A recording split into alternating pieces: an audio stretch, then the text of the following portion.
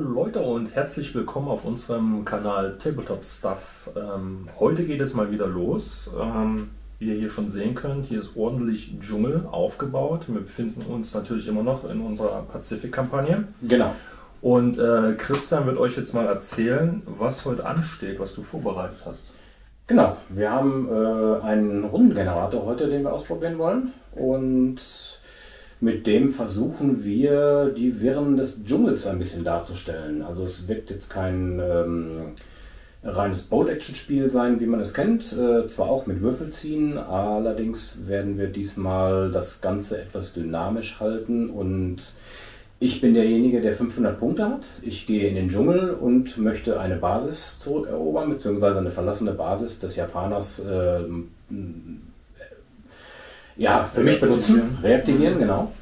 Und bis ich dorthin komme, werden wir mit Zufallsbegegnungen arbeiten. Ich werde meine Einheiten ganz normal in den Beutel tun.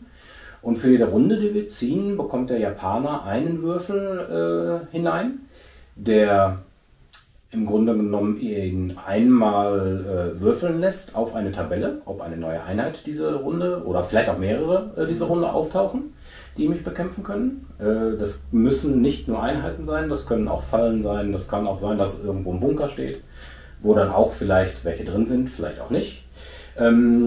Ganz einfach halt Zufallsgeschichten und um das Ganze noch etwas interessanter zu machen, bleiben natürlich die Einheiten, die wir erwürfeln, im Spiel, bis ich sie aufgerieben habe oder per Moral vom Spielfeld herunterbekomme.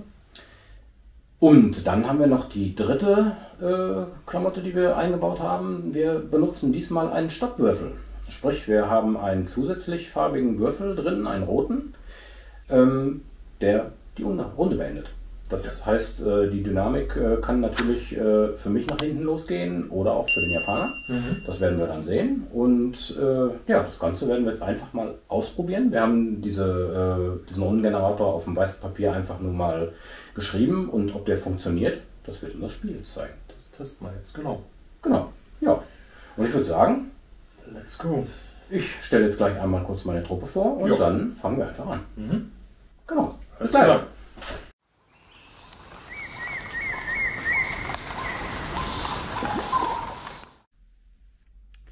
So, kommen wir jetzt zur Vorstellung der US Marines. Wir haben eine reguläre Truppe, beziehungsweise 3 Stück davon, mit 2 MPs, 2 Bars und 4 Gewehrschützen. So der Standard, den ich immer mit dabei habe.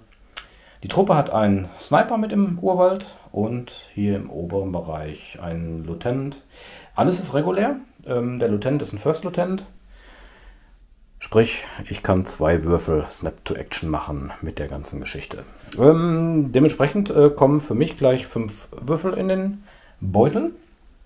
Und dazu wird es geben diese 3 Farben. Der rote ist der angesprochene Stoppwürfel. Der schwarze wird jede Runde wieder reinkommen, um die Zufallsbegegnung auszulösen. Das heißt, auf unsere Tabelle zu würfeln. Und der graue wird hinterher wahrscheinlich öfters im Sack sein, weil für jede Einheit, die für den Japaner auf das Feld kommt, wird auch entsprechend ein grauer Würfel hineinkommen. Ja, gespielt wird bis einer weint. Bis einer weint, so sieht das aus. Nein, gespielt wird, bis wir hier einmal quer durch den Urwald getappert sind. Also meine West Marines haben das vor.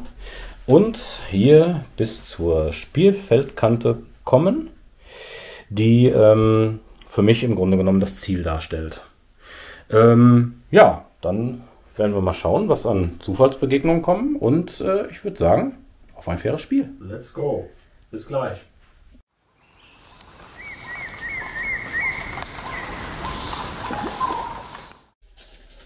So, ich fange an, ziehe den ersten Würfel. Ach, er ist grün. Ja, dann werde ich mal mit meiner ersten Einheit reinkommen.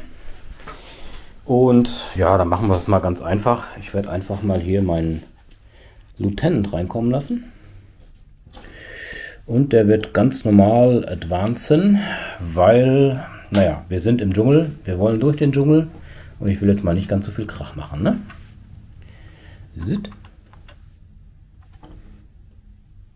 Sit.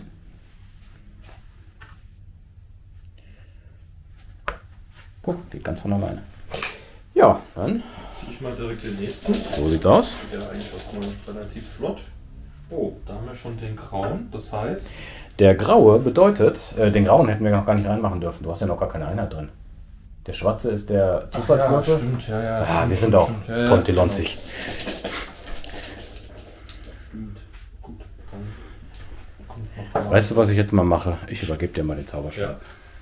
Dann kannst du agieren. Du hast ja auch hier die ganzen Truppen. Ja, ich habe zwar einen Sniper mitgebracht, aber irgendwie in dem ganzen Urwald sind so Sniper auch nicht so wirklich gut. Ne? Die Armeeliste hat leider nichts anderes hergegeben, aber der Sniper ist auch mit MPs ausgerüstet, deswegen ist es auch eine ganz schlagkräftige Zweimann-Truppe.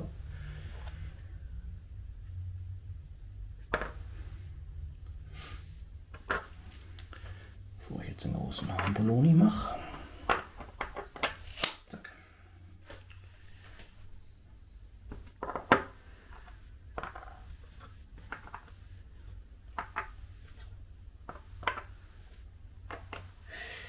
Zack.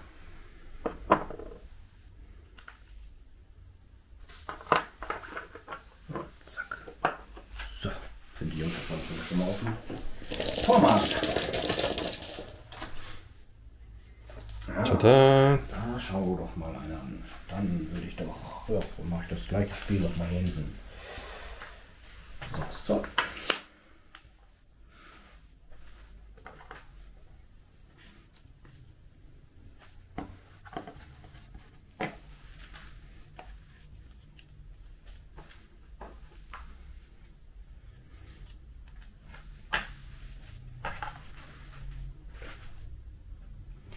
Genau, machen die Jungs einfach mal einen Advance. Ja, dann ziehe ich mal den nächsten. Und was meinst du? Das ist der rote. Ha! Ich wusste es! Der rote Mit ist Ansage. Ja, das heißt, diese Runde keine Zufalls. Ja, ist so. Genau. Ja, spielt mir jetzt in die Karten, aber kann natürlich leider nicht getestet werden, ob unser Rundengenerator funktioniert. Aber naja, das, Ja. wir haben noch ein paar Runden, glaube ich, vor uns. Eben Wenn richtig. ich das mal durchrechne, dann haben wir ja mal locker 8 Runden vor uns, bis ich da hinten ankomme. Und du hast ja jetzt auch nicht alle Truppen reinbringen können jetzt, ne? Stimmt, richtig. Man Ja, sieht also- die Dynamik. Ein paar Nachzügler haben wir jetzt dabei. Richtig, ne? Also die können jetzt erstmal noch nicht agieren. Genau. Also mit dem Stoppwürfel, das sollten wir mal überlegen, ob man das im normalen Board-Action-Spiel auch einbaut. Das macht, glaube Macht ich, schon das ganze Spiel Laune, noch eine Runde dynamischer.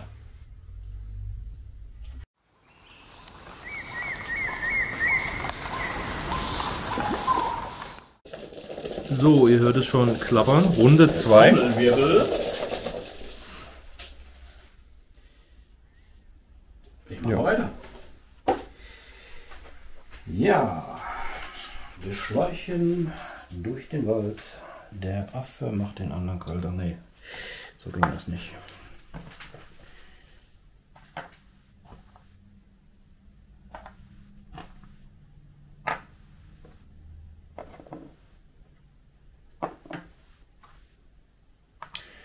Am Anfang braucht man natürlich auch noch nicht großartig auf Deckung und so achten, weil, ja gut, wir haben natürlich auch sehr enges Ich wollte gerade Terrain. sagen, ne? Ich wollte gerade sagen, weil im Moment noch keine Gegner da sind. Dementsprechend ziehe ich mal einen nächsten Würfel, habe keinen in der Hand und ein Gewinner. Was grün zu grün.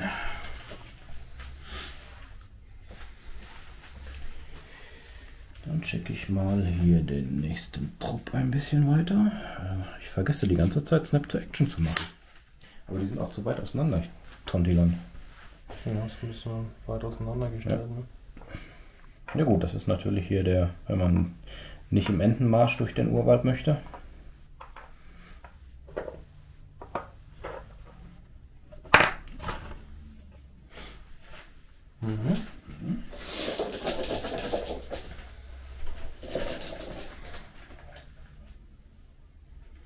Grün. Schmeiße ich Würfel durch die Gegend. Den Offizier auch mal weiter nach vorne schieben.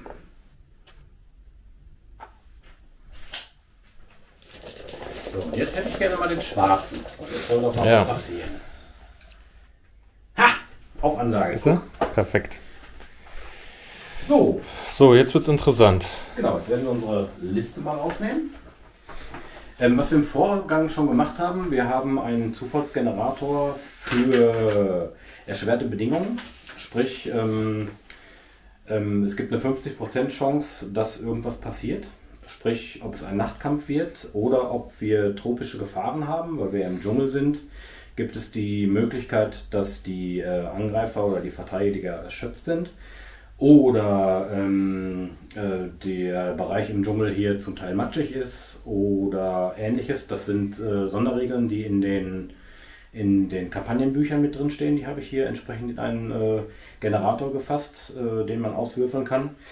Und da haben wir allerdings erwürfelt, dass wir diesmal keine erschwerten Bedingungen haben. Dementsprechend spielen wir das jetzt ohne. Das wären hier auf der Liste dann einfach nur drei so, ja, Sachen, die man erwürfeln kann. Und die Regeln stehen dann entsprechend in den Kampagnenbüchern. Wer Interesse hat an dem Generator, den können wir dann bestimmt auch gerne zur Verfügung stellen. Klar. Einfach unten in die Kommentare reinschreiben. Ja. Dann finden wir irgendwie eine Möglichkeit, euch das zukommen zu lassen.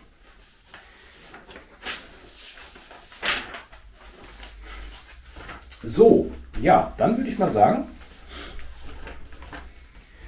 willst du dein Glück selber erwürfeln, oder? Hätte ich fast gesagt, oder? Ja, ne? Der Japaner muss ja für sein Glück selber zuständig sein, ne? Dann. Da du der Held mit dem Würfeln bist. So, dafür gibt es jetzt die Breitseite. Ja, jetzt krieg ich Kasala, das ist mir klar. So, also. Das heißt, wir müssen jetzt erstmal würfeln die Begegnung, ne? Jetzt erstmal die Begegnung. 1 bis 3 passiert nichts und 4 bis 6. Wie habe ich es genannt? Action. So sieht's aus. Oh, und es ist Action. Oh, es ist Action, es ist Action. Juhu, eine 6. So, dann geht's weiter mit Art der Begegnung. Genau, ich weiß nicht, ob man es gut lesen kann. Jetzt kann man hier die Art der Begegnung auswürfeln. Und ja, dann macht das doch einfach mal. Es ist eine 3. Wir haben eine Artillerie. Eine Artillerie hast du irgendwo auf dem Platz. Das ist natürlich im Dschungel. So richtig toll. Richtig gut. Ja, dann haben wir die nächste Kategorie, nämlich hier Artillerie. Ich habe mich da versucht, ein wenig daran zu orientieren, was die Japaner ja an Gegebenheiten in den Armeebüchern stehen haben. Also ich habe diese Liste jetzt wirklich so geschrieben, dass ich die japanischen Armeelisten berücksichtigt habe. Ja. Und da stand halt drin, dass hauptsächlich Haubitzen benutzt worden sind und die kaum Packs hatten. Ja. Dementsprechend habe ich da die Würfelchancen angepasst. Genau. Ja. Dann würfel doch einfach mal. Was wir jetzt hier für ein Kanonenrohr haben. Genau, wir haben eine 3. Wir haben eine Haubitze. Eine Haubitze, so sieht's aus. Ja, dann darfst du die Qualität auswürfeln. Was ist es denn für eine Haubitze? Ist sie unerfahren, ist sie regulär oder ist sie ein Veteran? Wir haben eine reguläre Haubitze. Wir haben eine 5 gewürfelt und von 1 bis 2 haben wir eine unerfahrene. Mal gucken, ob man es einfangen kann. Und 3 bis 5 ist regulär und 6 ist Veteran. So, und jetzt darfst du auswürfeln, ob das Ding einen Speer hat.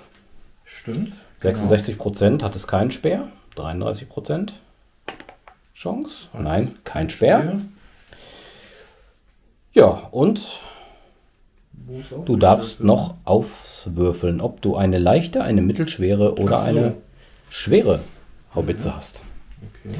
So, wir würfeln eine 3. Das ist eine leichte Haubitze. Jo, passt ja. Wichtig ist, ich habe in den Zusatzregeln noch reingeschrieben, man darf natürlich nur stellen, was man auch stellen kann. Ja. Eine schwere Haubitze erwürfelt und er hat nur eine leichte Haubitze. Der stellt eine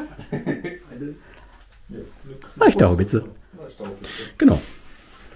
Ja, ist am Anfang halt ein bisschen Würfelei. Ja, aber es geht ja aber ich wollte gerade sagen, es geht relativ schnell von der Hand. Ich habe versucht, nicht zu viele Kästchen zu machen. Genau, und das sollte eigentlich funktionieren. Ja. Gut, nachdem wir jetzt wissen, was es für eine ist, müssen wir noch die Entfernung würfeln. Genau. Da haben wir nämlich noch eine Tabelle mit den Entfernungen. Auch das ist natürlich auch alles jetzt hier noch Beta-Status. Mal schauen, wie genau wir das hinterher hinbekommen oder wie gut das ist. Das wird natürlich das Spielen zeigen. Ja, würfel doch einfach mal. Geil, wäre jetzt im Rücken, ne? 2. 2. Aufstellungszone Angreifer. Ja. Ja, das heißt... Da wir diesmal keine Aufstellungszone haben, Ja, stimmt. ne? Du bist da einfach nur... Ich bin ja reingelaufen. Ich habe ja keine Aufstellungszone. Wenn ich jetzt eine Frontlinie jetzt in dem Sinne. Genau, keine feste Frontlinie. Was hältst du denn davon, wenn wir uns darauf einigen, dass die Haubitze hinten im Lager steht? Ja. Macht am meisten Sinn, oder? Das am meisten Sinn, ja. Genau. Ja, wie man sieht, alle Eventualitäten kann man nicht berücksichtigen, beziehungsweise sind dann nicht gegeben. Aber ja. Das ist dann frei jetzt, ne? Also, Da kannst du jetzt wählen, das kannst du jetzt irgendwie frei da hinten reinmachen. Ist für mich natürlich noch eine Hürde, weiter dann dahin zu kommen. Schlecht ist natürlich ganz einfach, dass du mich natürlich ohne Speer auch mit einer Haubitze jetzt relativ schlecht siehst, ne? ja, das kann ja dann nur direkt wirken, ne? Und das geht ja nur, wenn ich ansehe, dann. Warum hast du die Haubitze denn nicht in den Bunker gestellt? Ja, ich überlege auch gerade Bunker, aber habe ich hier ein Problem? Hier vielleicht. Ja, Hier würde Sinn machen. ja, da hast du vielleicht noch ein Dann bisschen habe ich mehr. hier einen Korridor ungefähr. Genau. Und hier vielleicht auch. Also stelle ich die so. Dann kann ich da wirken. Brauche ich noch 2 Hanseln für die. Lebenspunktmarker. Ja, die hat ja hier entsprechende Besatzung. Okay, super. Alles klar, Haben wir schon mal die erste Einheit. so sieht's aus. bei den Ja. Japanern. Dann würde ich sagen, Wie ist das denn jetzt? Kommt der Graue jetzt schon sofort rein oder erst in der Folgerunde? Also, du kannst jetzt, dadurch, dass sie erwürfelt worden ist, ja natürlich jetzt deinen Zug machen. Sprich, wenn das jetzt eine Infanterieeinheit wäre, könntest du die jetzt akut ziehen. Und in der nächsten Runde kommt für diese Einheit natürlich ein Würfel in den Beutel. So habe ich mir das gedacht. Ich kann jetzt praktisch eine Aktion machen. Du kannst mit denen jetzt eine Aktion machen. Wenn du jetzt Lust hast, in den Wald zu ballern, kannst du natürlich in den Wald Ja, ballern. klar. Nee, ich meine nur, theoretisch, wie du schon sagtest, wenn ich jetzt eine Infanterieeinheit hätte, wäre ja sinnig, dass ich... Die jetzt dürften irgendwas sich dann mache. bewegen. Wie zum Beispiel, es gibt ja auch die Möglichkeit, bei der Entfernung unter 6 Zoll eine Aufstellung zu bekommen. Dann könntest du ja direkt einen Nahkampfangriff ohne Reaktion machen. Dafür habe ich zum Teil natürlich auch die Entfernungen so gewählt, wie sie da sind. Ja. Dass man auch Pech haben kann und meine Jungs sind Schnarchnasen und haben deine versteckten Infanterieeinheiten nicht gesehen, ne? Das passt natürlich richtig. Ja, es ist Dschungel. Ja, eben, genau, das ist das Feeling. Genau. Ja, ich würde sagen, wir machen einfach mal weiter, ne? Den nächsten Würfel, dann Genau. zieh ich Ja, zieh du einfach mal den nächsten Würfel. Rundenende oder? Nein, es geht weiter. Der grüne. Alles klar. So, ich habe meine Einheit hier einfach hinter meinen Offizier gezogen und ja, schauen wir mal, was da kommt. So, dann zieh doch mal den nächsten Würfel.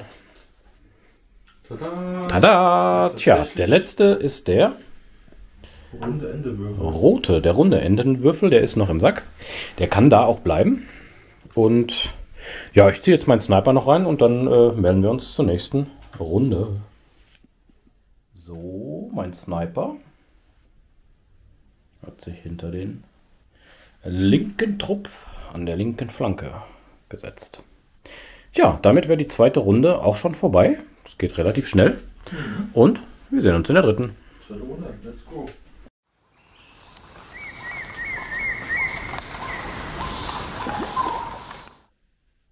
Wir sind in der dritten Runde. Und ich ziehe direkt. Ich wollte schon sagen, Runde Ende. Ja gut, die Wahrscheinlichkeit ist natürlich sehr groß im Moment. Ja, ich würde ja auch mal den Zauberstab Ich wieder... nehme einfach mal, du bist jetzt erstmal hier der Hauptakteur. Ja, wir haben uns geeinigt, dass im Dschungel es nicht so viel Sinn macht, im Moment zu rennen. Wir haben auch schon eine Idee für eine Regelerweiterung, aber die werden wir dann im nächsten Spiel mal ausprobieren und euch mitteilen.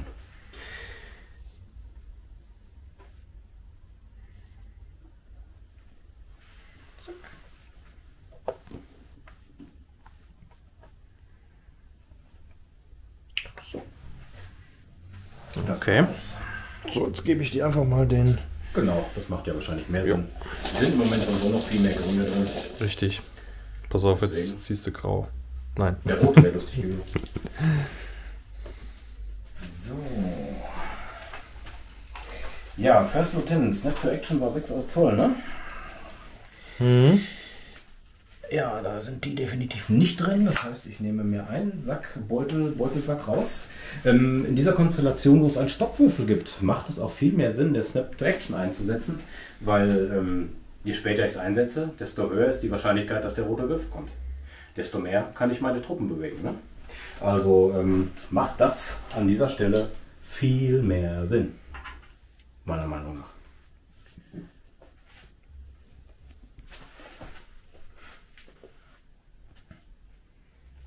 Ja, schon mal ein guter Offizier. Führt seine Wow. Truppe von vorn.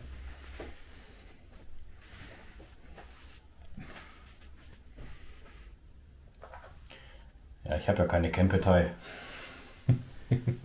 Jungs, die von hinten kommen und den unerfahrenen Truppen noch in den Rücken schießen. Ja, es ist halt schwierig, ne? Da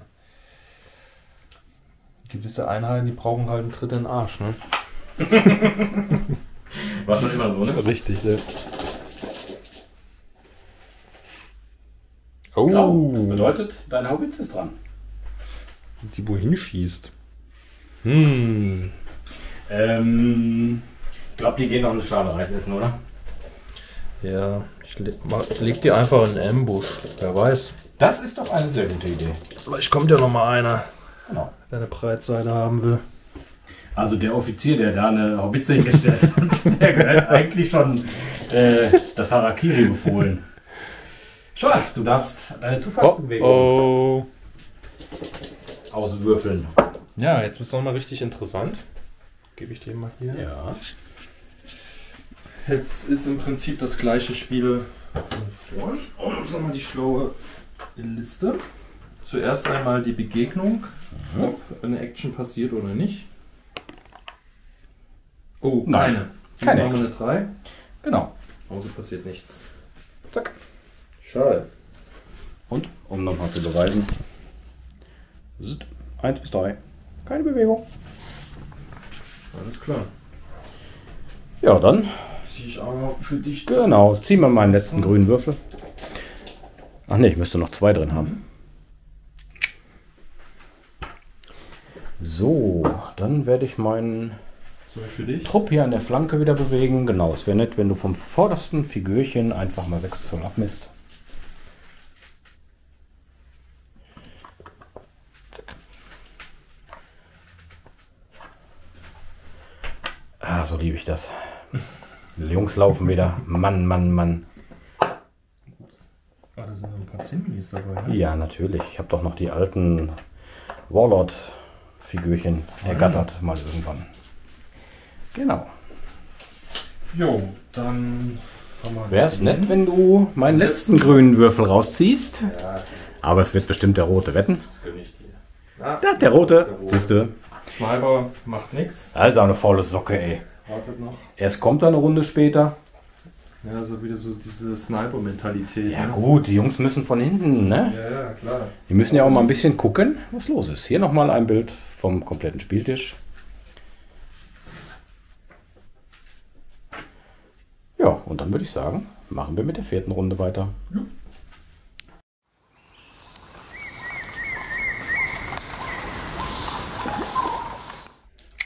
So, Runde 4 steht an. Also es geht Schlag auf Schlag. Klar, wie gesagt, Japaner gibt es nicht viel. Die Amerikaner sind immer noch am Marschieren durch den Dschungel. Kann ich was für dich machen? Ja, die Kamera halten. Okay. Ich kann dich ja nicht immer meine Figürchen ziehen lassen, das macht ja Das nicht ist so viel dann Sinn. Ja, ich mache mal wieder einen Snap 2. Diesmal habe ich, glaube ich, sogar genug sieht gut in aus. der Reihe. Achso, dann Genau, richtig. Dann schwindel ich nochmal hier hin zu dem Säckchen und gebe dir noch 2 weitere Würfel. genau, und das machen wir ganz schnell auf die gute alte Variante.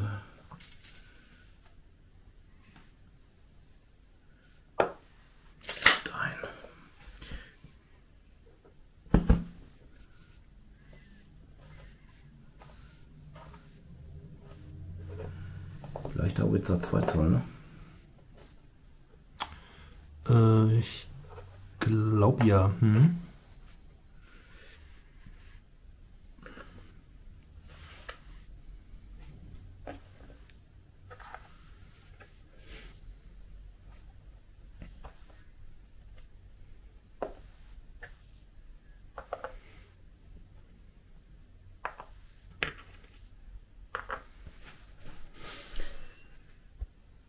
Oh, sehr schön. Läuft. Zufallsbegegnung. Ja. Ich würfel einfach mal hier Genau. direkt, ob. Oh, das ist natürlich der falsche Würfel. Ob ich über eine 3 komme. Nein, wir haben wieder eine 3. Das heißt, keine Zufallsbegegnung. Es geht weiter. Ja gut, es ist nun mal Zufall, ne? Ja. Würfelglück ist Würfelglück.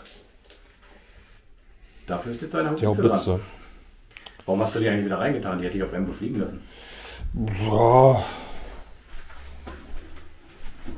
Möchtest du die wieder auf Ambush legen? ja, liegt ja mal auf Ambush. Da klapper ich direkt weiter. Ende. Ende. Ja. Möchtest du den Ambush liegen lassen? Ja, lassen liegen.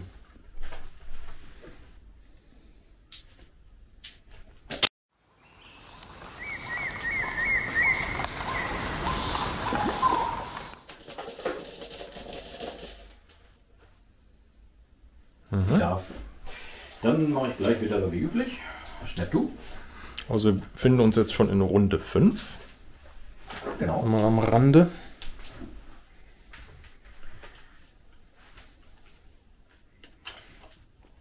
So, Signatur heißt Offizier.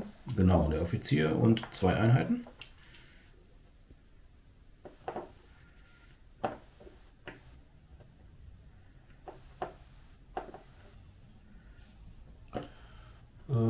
Das sieht ja relativ gut aus für einen Ich habe es auch gerade gesehen. Ich habe gerade eben erst gedacht, so, scheiße, aber jetzt habe ich gezogen. Jetzt bin ich beim Schach, ne? Ja. Ja, manchmal muss man ein bisschen aufmerksamer sein. Aber Wer hat mir das denn da empfohlen, das in Ambush liegen zu lassen? Das ist immer gut, wenn der Gegner mitdenkt. der Arsch.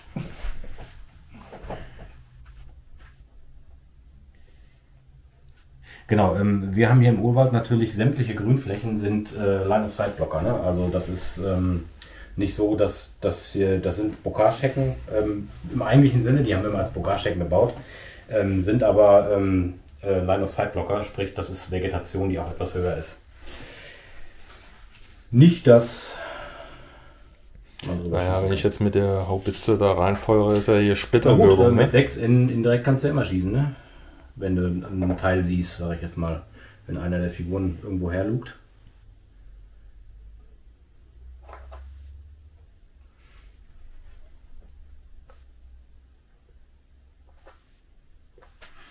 Ja, möchtest du deinen Ambush lösen? Ja, klar, Ja, habe ich ja klar. schon gesagt. Auf jeden Fall. So, ich Intelligenzbolzen habe ja hier meinen Offizier hingezogen. In direkter Linie zur Haubitze. So, wir haben hier eine Entfernung von 23 Zoll, das ist kurze Reichweite. Ich habe ein kleines Team. Stimmt. Plus 1. Ja, Dann wären wir bei der 4, ne? genau. Ja. Deckung Was hast waren du ja das? auch. Das waren reguläre, das war keine unerfahrener Trupp. Ne, war regulär, genau. Ja. Du hast aber auch Deckung, ne? Weil die Hälfte. Ja, stimmt. Deckung haben wir auch noch, ne? Dann sind wir bei der 5. Sind wir bei der 5. Jo, dann würfel ich auch eine 5. Das Ja. gibt's doch nicht. Hallo? Wo ist denn das Würfelglück, was du sonst hast? Das Anti-Würfelglück. Ja, eine Einheit. Ja, alles gut, alles gut. Also, dann würde ich sagen, ja, bei 2 Figuren brauchen wir nicht großartig drüber reden. Mit 2 Schulterblone Ja. sind 2 Treffer. Eine leichte Haubitze hat DSK 2 oder 3. 2. Dann würde ich sagen, auf die 2. Das sind nämlich reguläre. Nee, hier steht hier nur HE. Ja, das musst du in der Tabelle nachgucken. Wir gucken noch mal schnell und dann sind wir wieder da. So, wir haben uns geeinigt. DSK plus 2 steht in der Tabelle und W3 Pins. So, jetzt tu mal dein Gutes. Würfel 2 Einsen. Oh, 2 Sechsen. Ah, ich glaube, Snap 2 kann ich mir schenken. Ja, das ist jetzt das Problem, wenn die Offiziere dann doch von vorne führen. Ne? Sind sie halt auch mal schnell ausgeschaltet. Ne? Ja. Ich bin doch so doof. Naja, ist egal. Ja, gut, aber Geschenkt. das war ja auch ein 50-50-Ding, wenn überhaupt jetzt. Ja, First Blood. ja, das Zunge gibt. hat zurückgeschlagen. First Blood gibt es nicht. Ja, Wir spielen kein Spiel vom Hersteller, der nicht genannt werden darf. richtig, genau. Ja, willst du hier deinen Offizier noch aufnehmen, wie er hier gefallen ist? Oder soll ich ihn schon mal wegholen? Ich hole ihn weg. Keine Worte sagen mehr als. Ich glaube, mein Gesicht sagt den Zuschauern genug.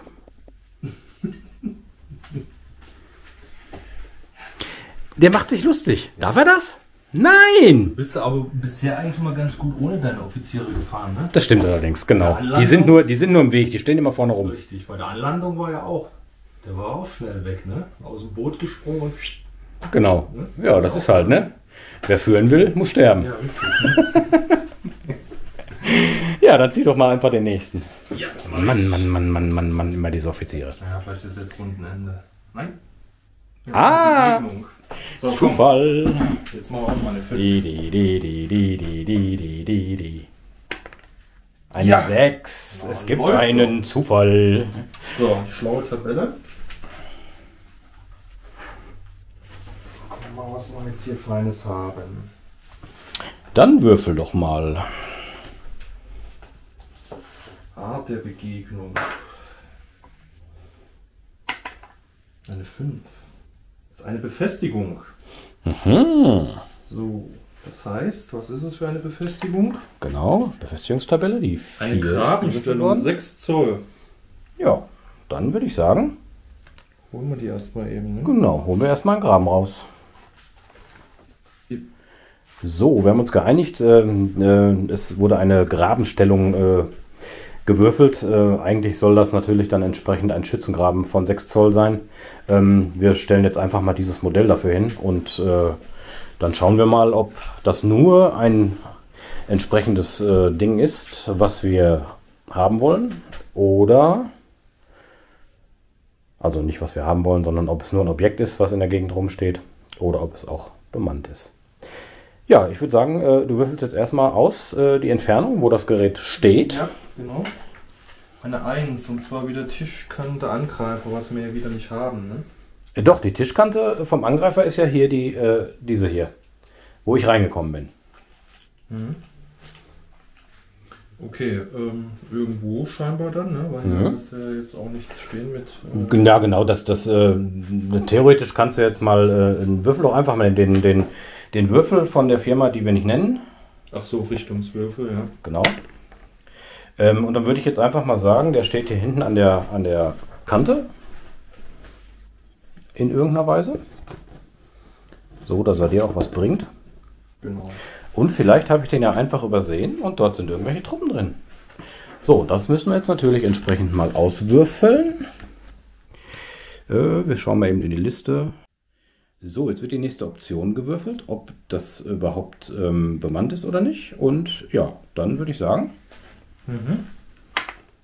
eine 6. Oder eine Artillerie. Schon wieder Artillerie. Mein Gott, die Aufklärung meiner Marines ist aber auch...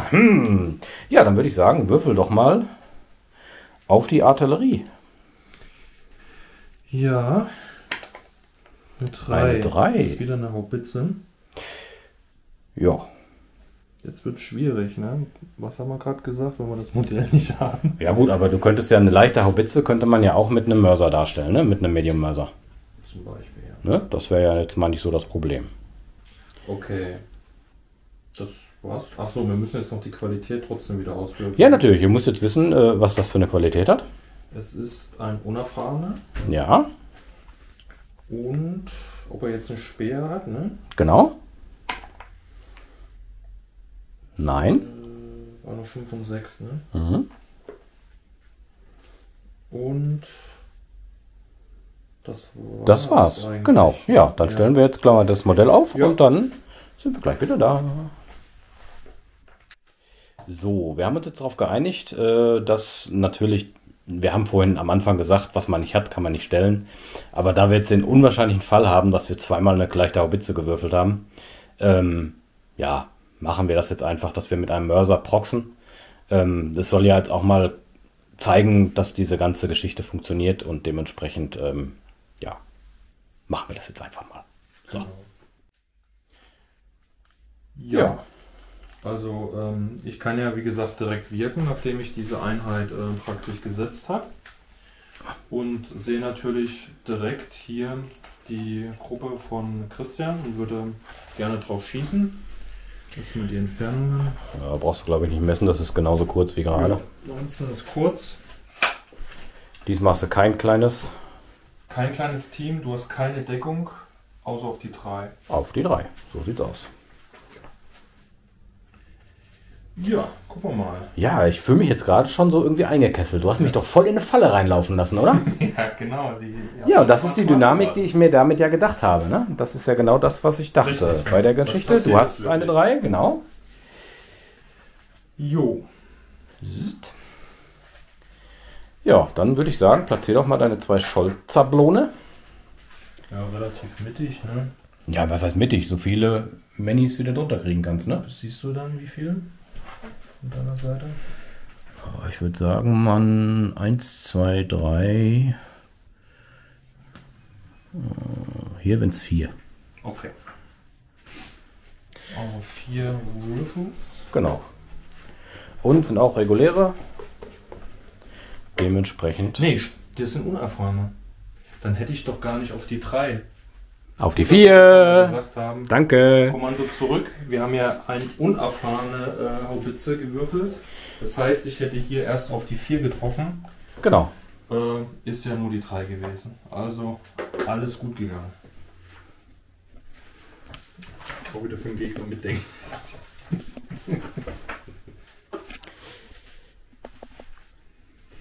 Ja, Machen wir öfter. ich würfel. Ich ziehe. Ich würfel, ich ziehe. So, jetzt kannst du wieder loslegen. Jo. Dann würde ich mal gucken. Wen hole ich denn Kampfgruppe hinterher? hier oder Sniper? Tja, theoretisch ist dem Sniper ja scheißegal, was an Deckung da ist, ne?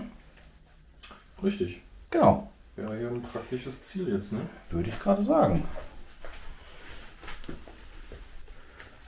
Ja, dann muss ich mich nur reformieren, aber ich glaube, bewegen und snipern ist nicht, ne? Oder war das doch? Ja, das stimmt. Aber du hast ja 360 Grad mit dem. Ja, stimmt. Das ist ja direktes Schussfeld dann, ne? Ja. Okay, dann mache ich das einfach mal. Ja, dann würde ich sagen, übergebe ich dir mal. Ja. Ist ja jetzt kein stationäres Team in dem Sinne. Das heißt, die sehen den ja. So, wir sind lange Reichweite, 26 Zoll vom Sniper. Aber wie das bei mir und den Snipern immer so ist, die treffen so und so nicht. Ach ja, einen braucht man, ne? Doch, er trifft. 5 trifft. 5 trifft, würde ich sagen, ne? Ja. Ja. Unerfahren. Ja, Deckung wird ja ignoriert. Aber deiner ist ja nicht unerfahren, dein Sniper. Das war ein regulärer, ne? Ja, ist ein regulärer Ja. Sniper. Ja, natürlich, klar. Deine Jungs sind unerfahren, aber kriegen nur einen Pin. Ja.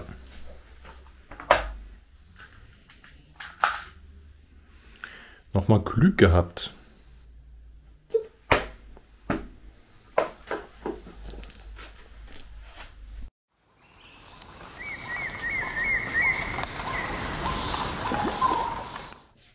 Ja, Runde 6 läuft an und wir starten direkt mit dem Begegnungswürfel. Muss ja auch mal sein, ne? Ja. So, schauen wir mal.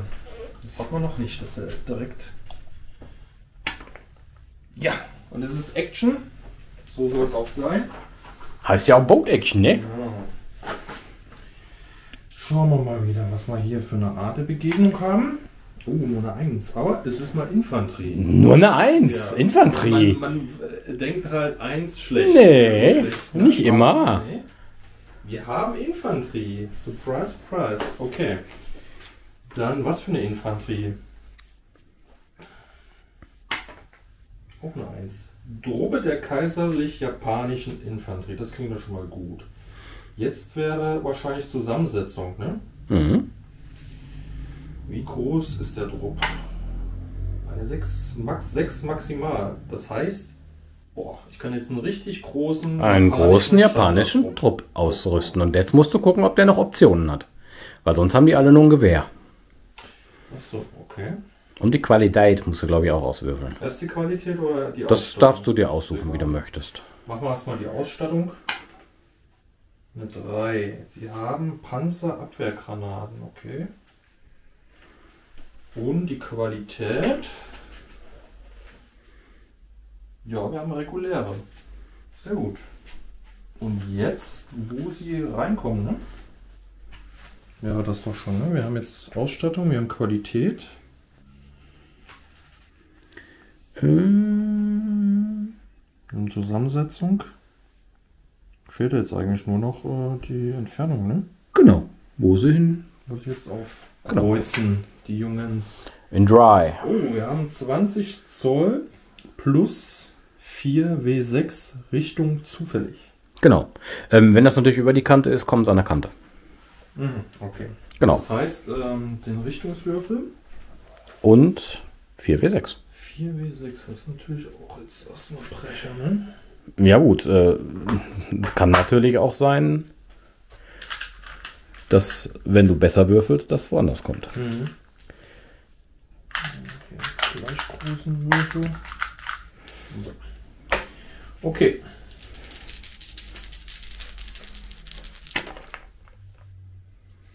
Das ist eine kleine Das darfst du dir Zahl. aussuchen. Ach, das darf ich mir aussuchen, okay.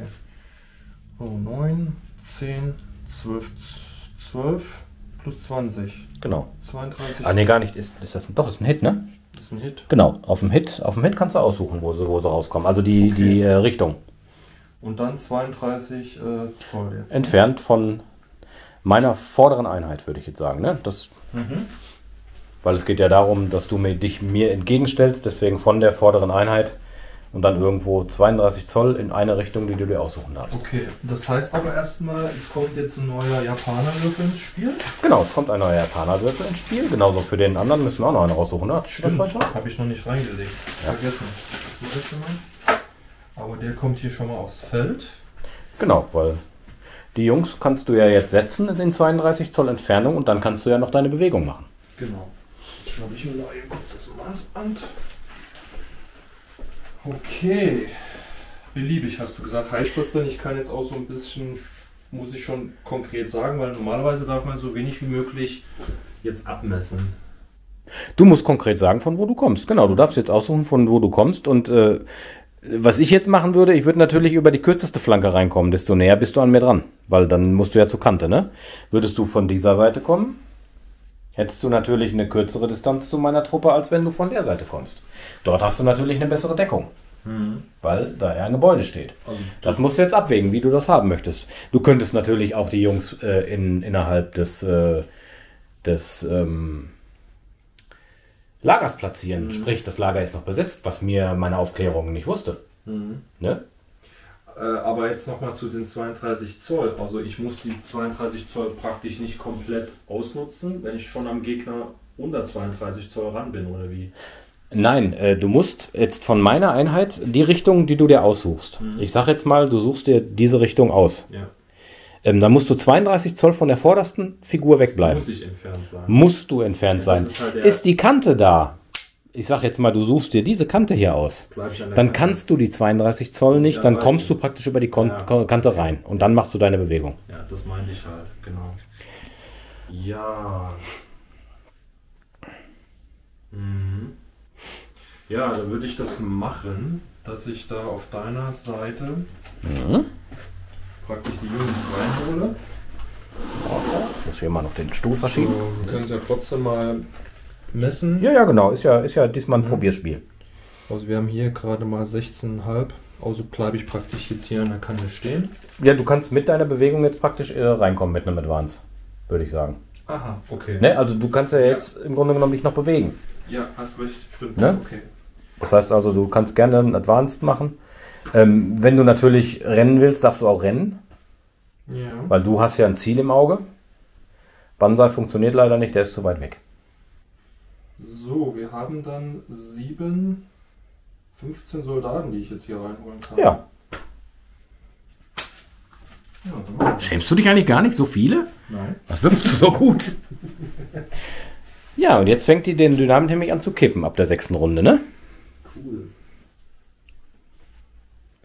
Was hatte ich denn für eine Ausstattung eben? Die haben Anti-Tank-Granaten. Stimmt. Dann brauche ich ein paar von denen. Das muss ich gleich nochmal holen. Jo. Genau. Ja, wir stellen jetzt erstmal hin und dann melden wir uns gleich wieder. So, die Japaner, die alten fiesen Möpse, die haben hier einen ganz schönen Hinterhalt gelegt. Habe ich mittlerweile so schwer im Verdacht. Kommen rein und wollen auf meine Marines schießen. Nee. Gerade haben sie mir mit der alten Haubitze noch den Offizier weggeschossen. Und jetzt wollen die auch noch auf mich schießen? Nein. Das geht nur wirklich nicht. Ja, dann hauen wir rein. Gucken wir mal, was wir jetzt so für Distanzen haben. Ja, der ist noch drin in 12. Der haben ja alle Gewehre. Also die ersten 3 sind noch in 12 und die anderen sind drüber. Ja, dann Die würde ich haben sagen, lange Reichweite und der letzte wird ja auch drin sein. Ja. genau, deklarieren wir mal noch die Deckung. Ja, wir können mal hier lasertechnisch arbeiten. Genau, dafür haben wir das Ding ja. So, hier ist jetzt Schluss, das heißt, na gut, die gucken hier noch wieder. Ja, ich würde sagen, noch leichte Deckung kriegst du noch weit. Oder? Oder schwere? Naja, ich weiß nicht. Ja gut, hier sehen ja aber auch nur 3 Leute mehr Soldaten. Der große Muss ja Anteil der der Großteil, Soldaten muss ja sehen. sieht nur weniger. Also würde ich sagen, schwere, ne? Mhm. Ja, wir haben ja gesagt, man kann nicht durchschießen. Ja. Genau. Gut, dann habe ich mich im Prinzip bewegt. Das heißt auf die 4. Auf die 6. Ja, 6. Du könntest jetzt natürlich noch... Nein, Machst du nicht, ne? nein, ich gehe nicht down. Das wollte der Chris mich fragen, ob ich down gehe. Nein. Gut. Das heißt, wir haben da 15 Gewehrschüsse. Ne? So sieht's aus. So, jetzt muss ich mal hier andere Würfel nehmen, sonst reicht das nicht aus. Jetzt kommen auch die Minuswürfel zum Einsatz. 1, 2... So, wir schießen mal und dann kommen wir gleich wieder. So, der Beschuss ist ausgeführt. Der Japaner hat 2 Treffer verursacht, einen davon verwundet. Dementsprechend ein Pin und ein US Marine weniger. Ja, so langsam wird das Feld ein wenig voller und ich würde sagen, zieh doch einfach mal den nächsten. Zieh den nächsten. Also die Amerikaner wissen, dass jetzt da was passiert im Dschungel und sind natürlich jetzt besonders vorsichtig und agieren jetzt auch. Mal gucken, was Christian jetzt macht. Ja, da würde ich sagen, probiere ich mal was zu tun.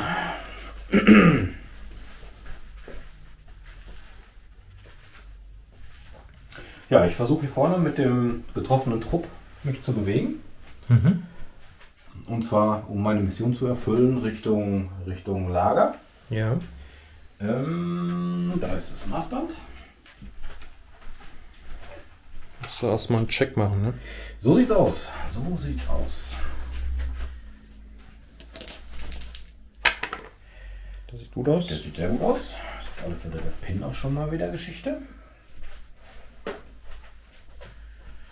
Willst du dann jetzt zum ersten Mal rennen und praktisch Lautstärke verursachen? Also Ja gut, das Lautstärke-Konzept haben wir noch nicht eingearbeitet. Ja, stimmt. Das die war jetzt erstmal so ein Idee, Grundgedanke, Idee beim ja. nächsten Mal, ne? Grundgedanke. Ja, würde ich auf alle Fälle machen.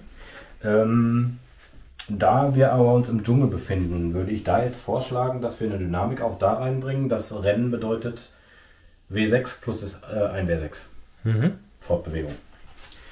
Dann würfel ich mal eben ein W6. Das wären in dem Fall 10 Zoll, darf ich mich bewegen. Und fälle schon wieder einen Baum. 10 Zoll ist doch schon mal ganz gut. Komme ich nämlich direkt bis da.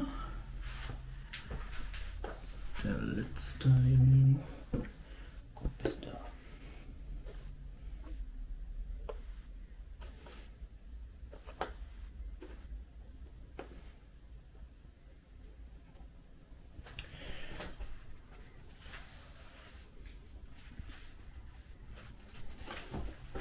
Zack. So. Ja, ich ziehe dann mal direkt den nächsten Würfel. Vielleicht für dich. Ja, es ist auch für dich.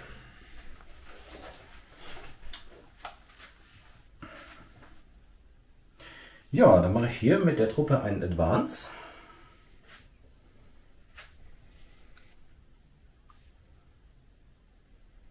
Erstmal messen. Jung. Erstmal messen.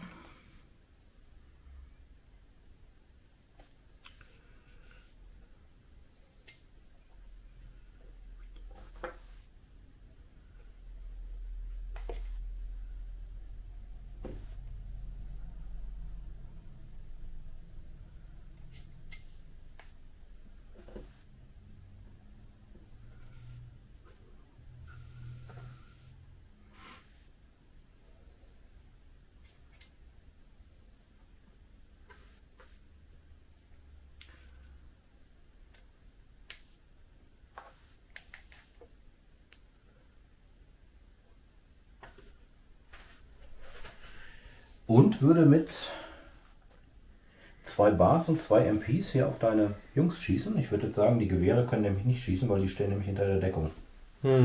Ja. Von wegen, damit ich harte Deckung kriege. Ja. Genau. Dann bereite schon mal deine Würfel vor und dann geht's gleich ans Eingemachte. So, ich habe 2 MPs, die haargenau auf 12 Zoll treffen. 2 Bars, die auch schießen können. Das sind also 8 Schuss, je 4. Ich nehme verschiedene Würfel. Die MPs sind die Earth Marine Würfel. Und für die Bars benutze ich die Sternchenwürfel. Die MPs sind auf lange Reichweite. Das ist die 4. Und die Bars schießen auf die 3. Das ist nämlich kurze Reichweite, weil die Jungs stehen nämlich nicht in Deckung. Ja. So, das heißt Sterne auf die 3. So, das sind schon mal 2 Treffer. Und das sind 3 Treffer. 5 Treffer. So, wir haben reguläre Japaner. Genau, auf die 4. Das sind Ich 3, sehe 4 4 Tote und einen kannst du picken. 2 picken. 2, okay. Ja, und der Offizier ist auch tot. Gut. Ah ne, deine Handgranaten sind tot. Nein. Also NCO kannst du rausnehmen. Und wie viel waren es jetzt? 4 Der insgesamt. NCO ist der Junge mit dem Schwert, ne? Ja. Das ist gut, das war nämlich Tough Fighter. 1, 2 und 3. Mhm.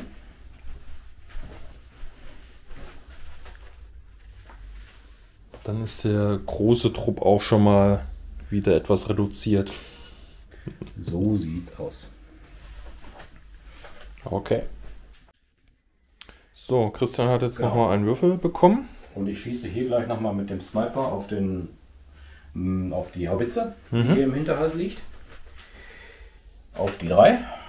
Ja, Treffer. Mal gucken, ob ich diesmal eine Verwundung hinkriege. Yes! Ja, Exceptional Damage. Ja, das sind gegen schwere Waffen. das ist ja aber eine Haubitze und kein Waffenteam. Wenn du da jetzt einen wegschießt, dann würde ja nur Ist eine schlechter. Figur, ne? Ja. Genau. Oh, jetzt hätte ich fast den Mörser selber weggenommen. Nein, das ist der Mörser. Ja, dann fliegt einer 2 raus. Mörser.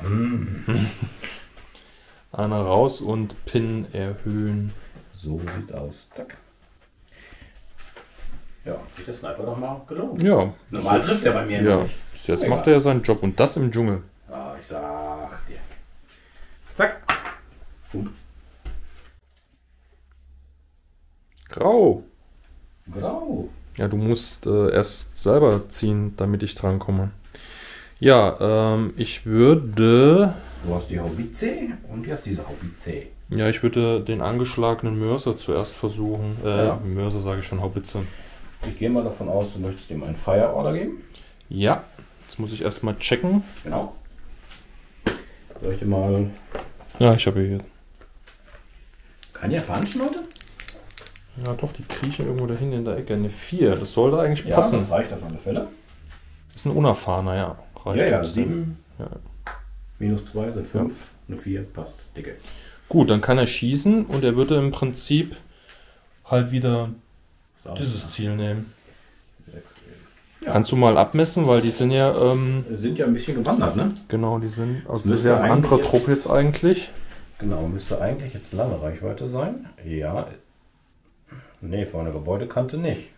Nee, Aber ich weiß, 48, 48 war es ja gewesen. Ja, wir sind Insgesamt wir sind. wenn ich die Gebäudekante nehme, sind wir noch bei innerhalb von 24 Zoll. Ja, dann es ist passt kurze das ja. Reichweite. Genau. Ja, du bist nicht in Deckung. Ich bin unerfahren. Das heißt auf die 4, ne?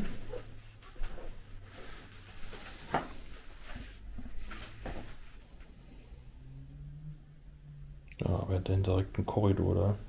Ja, das würde ich sagen. Also Deckung würde ich auch nicht gewähren, das stimmt. Ja, 4, 5 wegen dem Pin. Stimmt, Pin. Dürfen wir nicht vergessen. Machen wir nämlich oft. Ja, das ist wirklich so. Warum würfelst du mit 2? Ja, ich habe es auch gerade überlegt, ich muss jetzt einen Moralcheck machen. 5. Passt ja, klar, Ja. passt. Ja, dann sind es wahrscheinlich wie viel, wenn du nochmal da anholst, die Schablone? 4.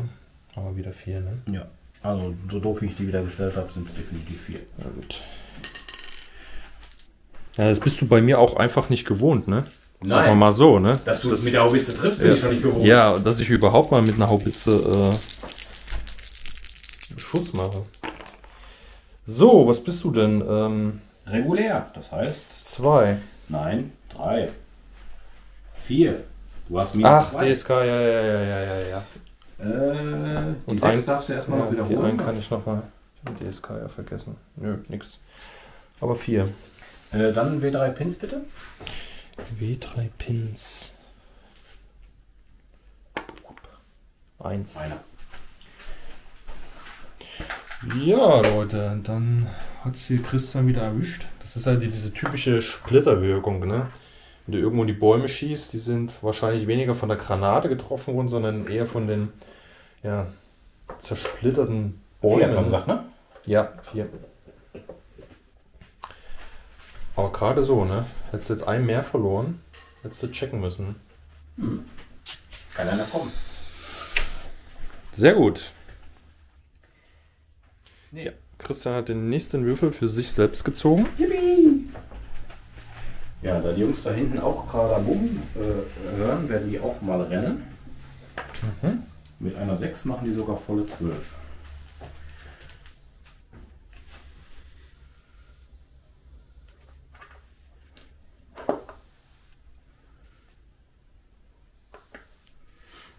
Der letzte.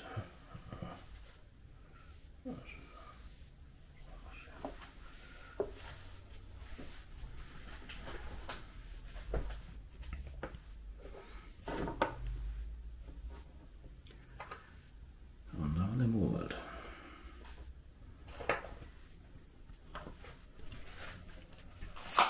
Zack. So. Dann kannst du den nächsten Würfel ziehen. Und Rundenende. Ja. Aber es hat jetzt schon deutlich länger gedauert, ne? Ja. Wir Man haben merkt nur das noch dann. deinen Grauer drin gewesen für der Hobbitsee vorne. Vielen Dank.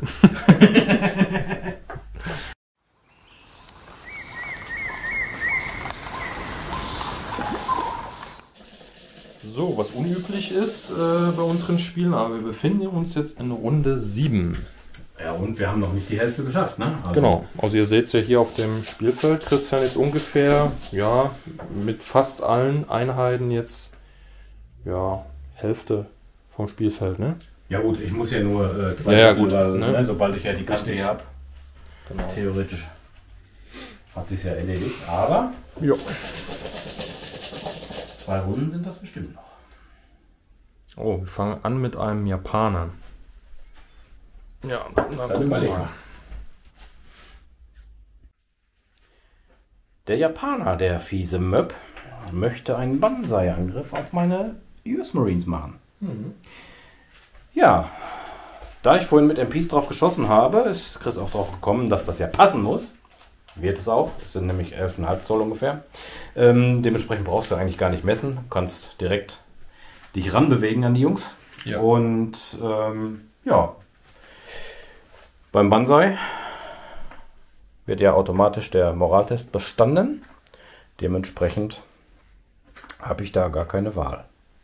Da über 12 ist, kann ich noch Abwehrfeuer machen, ne? Ja. Ich gehe jetzt hier praktisch mit dem Panzer in den Nahkampf und du hast halt noch die Möglichkeit jetzt Abwehrfeuer zu machen. Genau, das werde ich auch tun. Ich habe 2 MPs und 2 Bars. Dementsprechend suche ich meine Würfel zusammen.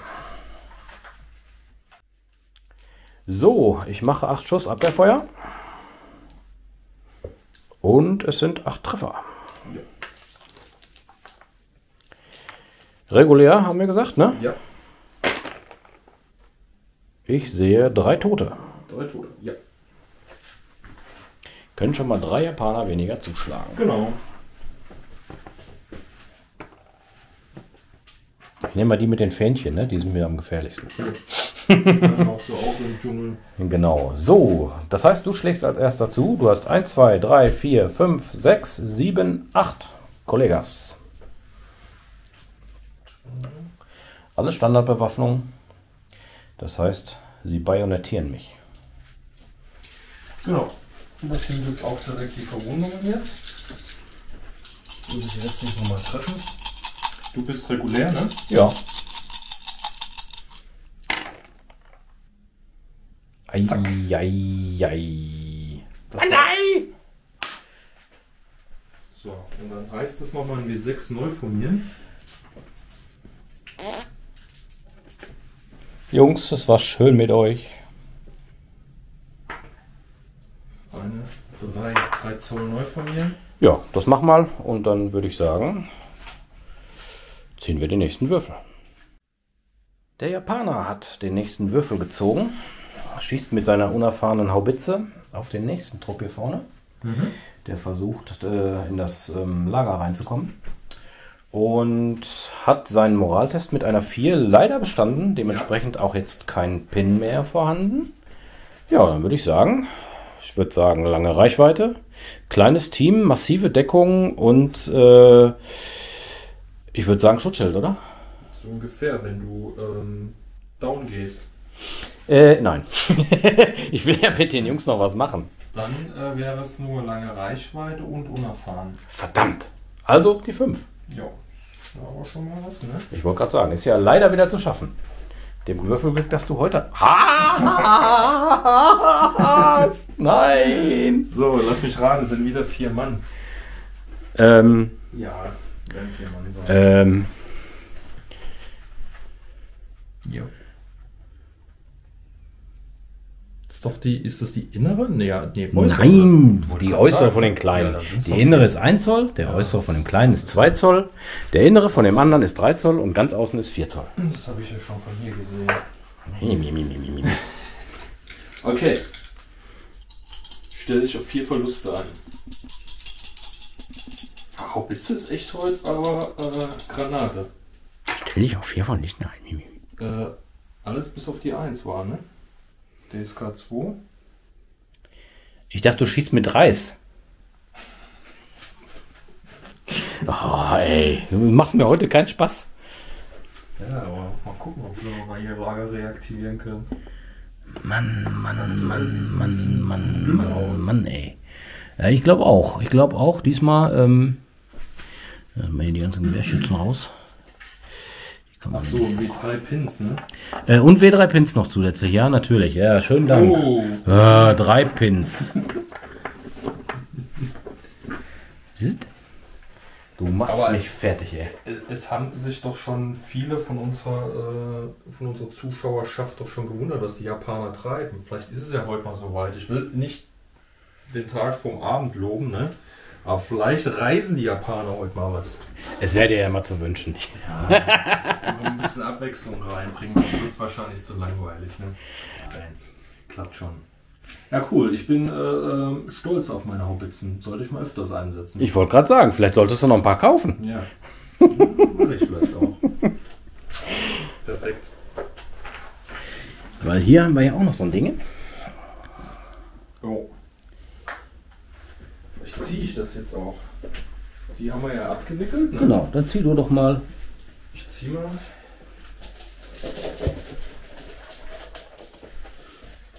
Und zieh aber den Begegnungswürfel. Oh, das ist ja noch interessanter. Ja, Ja, dann ganz würfel doch mal die Begegnung aus. Ich dachte, das wäre jetzt mal der rote. Ja, der ist echt immer kurz vor Schluss, ne? Mhm. Wir haben eine 6. Action. Dein Gesicht zu urteilen bist du da jetzt nicht. Du würfelst heute so gut. Irgendwie würfelst du heute so gut. Ja, das ist sehr untypisch für mich, ne? Gucken wir mal, was haben wir denn für eine lustige Einheit? Eine 4. Ein Fallschirmtrupp. Die haben es in den Dschungel geschafft. Sie fallen wahrscheinlich gerade in die Bäume. Ja, die hängen jetzt irgendwo da fest. Genau. Gut, was hat er denn, wie groß ist er denn, der Trupp? Wie viel kommt denn da überhaupt durch das Blätterdach? Ja, nicht viel. Minimal. Okay. Also sind doch ein paar in der Baumkrone hängen geblieben. Gut, was sind das denn für Truppen? Die Qualität? Die kannst du, glaube ich, nur als Veteranen aufstellen, soweit ich das im Kopf habe. Da bin ich mir nicht sicher. Guck Das bitte wird mal ins auch Buch. regulär sein. Weil das ist immer ganz wichtig. Truppen, die natürlich in den Armeebüchern stehen, kann man auch nur aufstellen, wie sie in den Armeebüchern stehen. Ich glaube, Unerfahrene gibt es definitiv nicht. Nee, das glaube ich auch. Das ist ja doch schon ein bisschen eine Elite-Einheit, ne? Mhm. Aber das könnte ich mir auch vorstellen, dass es hier sind Fallschirmjäger-Trupp. Ne, du hast recht. Altgediente. Da haben wir das Thema ja schon erledigt. Außer mal Veteran. Gut. Dann, wie sie ausgerüstet sind, ne? Mhm. Mit 3 Panzerabwehrgranaten. Ja, das haben die alle scheinbar. Ja. Die haben, glaube ich, mit Panzer gerechnet. Ja, die wollen noch einen Panzer sehen von dir. Gut, und dann müssen wir wissen, wo die kommen, wo die reinkommen, ne? Entfernung? Eine 6. Ach du grüne Neune. 5 Zoll plus 1 W6 Richtung zufällig. Okay, also 1 W6 Und Richtung zufällig. Richtung zufällig. Hier, in diese Richtung. Hier haben wir eine 2, das heißt 7, 8, ne? Plus 1 war Tja, noch. könntest du die zum Beispiel beim Sniper reinkommen lassen hier hinten? Mhm. Das heißt 8 Zoll im Grunde genommen die Kante, ne? Mhm. Von der Kante weg. Genau. Ne? Treiben jetzt die Jungs direkt von der Kante rein. Und sind direkt in Nahkampf-Range. Das heißt, du kannst direkt angreifen. Das stimmt allerdings. Ja. Weil die Richtung ist ja immer von der nächsten Einheit weg. Da das die Kante ist, kannst du direkt... Ja, hier in die rein pfeffern. Genau. Kann ich noch nicht mal Abwehrfeuer machen. Ist nämlich unter 6 Zoll, Ja. wenn ich das richtig im Auge habe. Ich gucke nochmal eben, wie es hieß jetzt minimal, wie viele. Es müssten 6 sein, glaube ich. Ein Unteroffizier und 6 Soldaten. 7 sogar. Also 7 Alto sogar. Babelli. So. Entschuldigung, ich habe gerade bei altgedient Infanterietrupp geguckt. Entschuldigung. Wir gucken, bauen auf und kommen wieder. Regulär, ne? Ja, meine Truppen sind regulär. So, die Fallschirmjäger.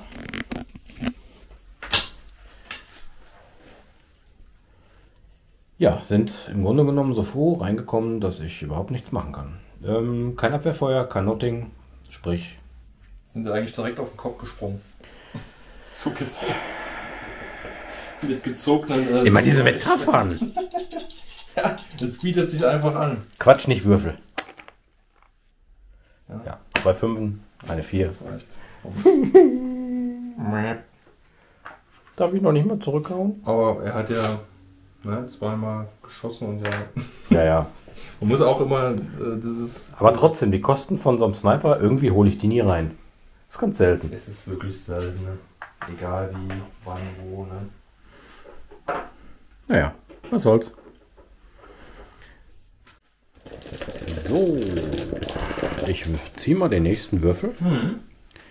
Und es ist schon wieder ein grauer. Also irgendwie läuft es hier nicht gut für den Amerikaner. Aber das ist jetzt eigentlich ziemlich einfach, weil die Haubitze so nichts Schießen kann, ne? Aber du kannst Ammerbusch machen. Genau, das ist das einzige vernünftige. Stellung halten. Grün. Was grünt so grün, wenn Spaniens... Ach, ich höre mal auf hier, Zeug zu labern. Rette lieber deine Jungs.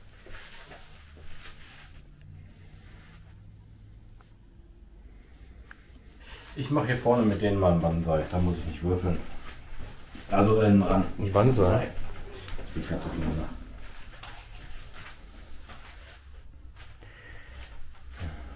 Da vorne ist schon wieder eine Haubitze und die hat auch noch einen Ambush, ey.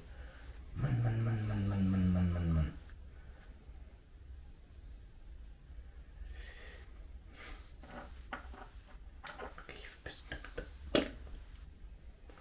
Ach komm, no risk, no fun. Sturmangriff. Ja. Also wenn sich das Gros deiner Leute in diesem Korridor befindet, würde ich dann halt auch schießen.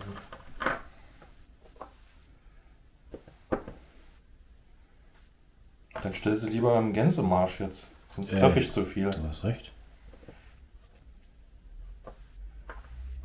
Auch wenn du dann vielleicht nicht die maximale Distanz bekommst, aber So ein sonst bisschen. sterben vielleicht wieder zu viel.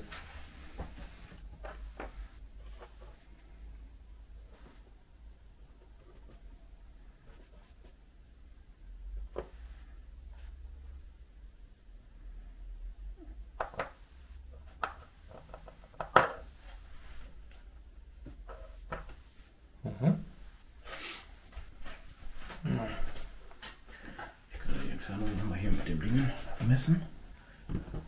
Das passt. Muss ja immer irgendwie zusammenpassen. Ja.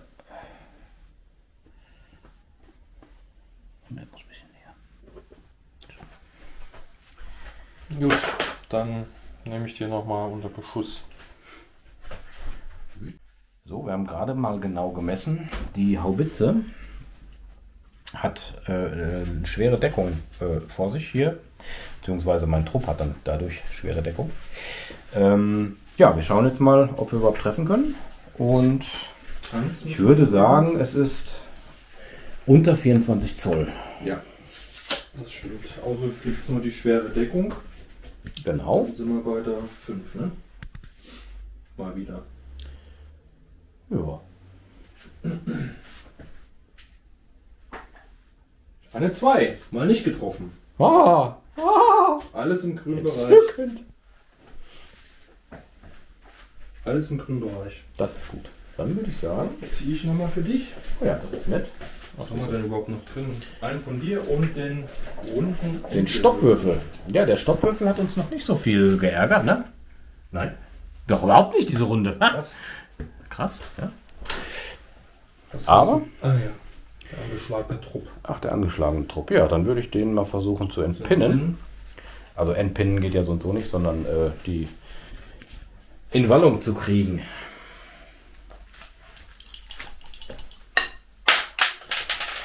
Schmeiß weg. Eine Würfelfläche habe ich schon. Ja, Reicht doch. das reicht. Das reicht. Dann haben sie noch 2 Pins. Genau, und dann machen die auch einen Haurig an Ran. Warum nicht denn hier? Ah ne, das du mir Das habe ich ne? dir gerade dahin gemeldet, ja. Genau, dann mache ich einen Run. Run. Da kann ich durchrennen. Ne? Ja, kannst du durchgehen.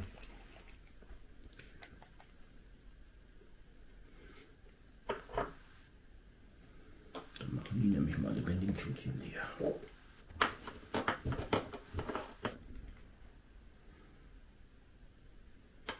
So Gänsemarsch-mäßig, ne?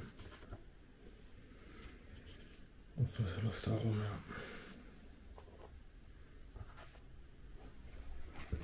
Den Pinwürfel musst du mitnehmen. Ja, immer diese Pinwürfel. Gut, dann haben wir, ja, der letzte Würfel ist der runde Ende-Würfel, das heißt Nächste Runde. Runde 8. Genau, sammeln wir mal die Würfel ein. Jo.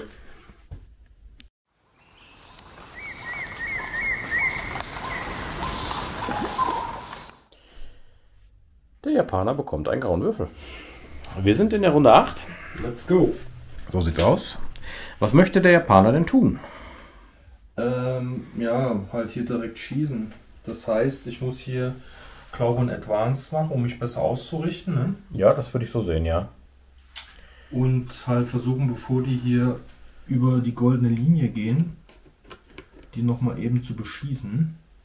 Ja, die Linie, die muss ich nicht nur erreichen, die muss ich mit einem Trupp überlaufen. Ne? Okay. Das müssen wir. Sonst hätte ich ja jetzt schon die Mission gewonnen, aber wir hatten ja gesagt, ich muss ja einen in das Lager bringen praktisch. Also nicht ins Lager, aber über diese Linie. Richtig, ja. Genau. Gut. Um mir einen entsprechenden Stützpunkt hier bauen zu dürfen. Genau. Ja, ich sammle mal die Würfel und dann gucken wir gleich weiter. Alles klar. So, die Haubitze hat sich mit einem Advance gedreht. Will hier auf meine kleine Marine-Truppe schießen. Und das bedeutet, die 3 plus gedreht ist bewegt, ist die 4 plus. Kurze Reichweite bleibt bei der 4. Eine 6.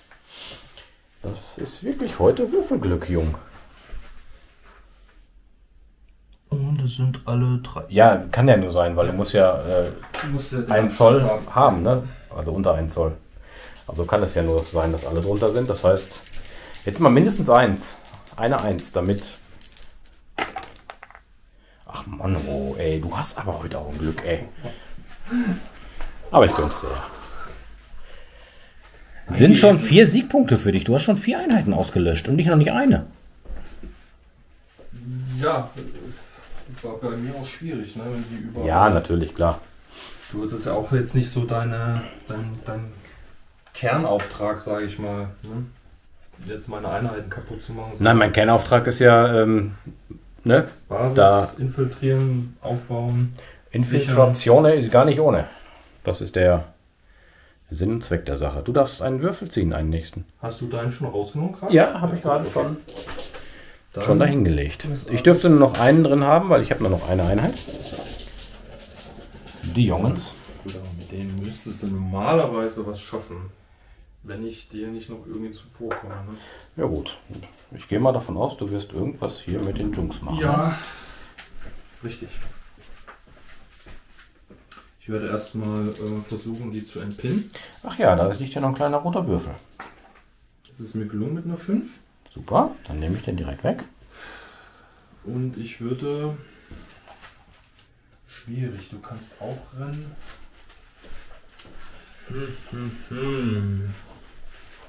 Ja, das bringt nichts. Ich muss ein Advance machen, damit ich eventuell dich noch ein bisschen beschießen kann.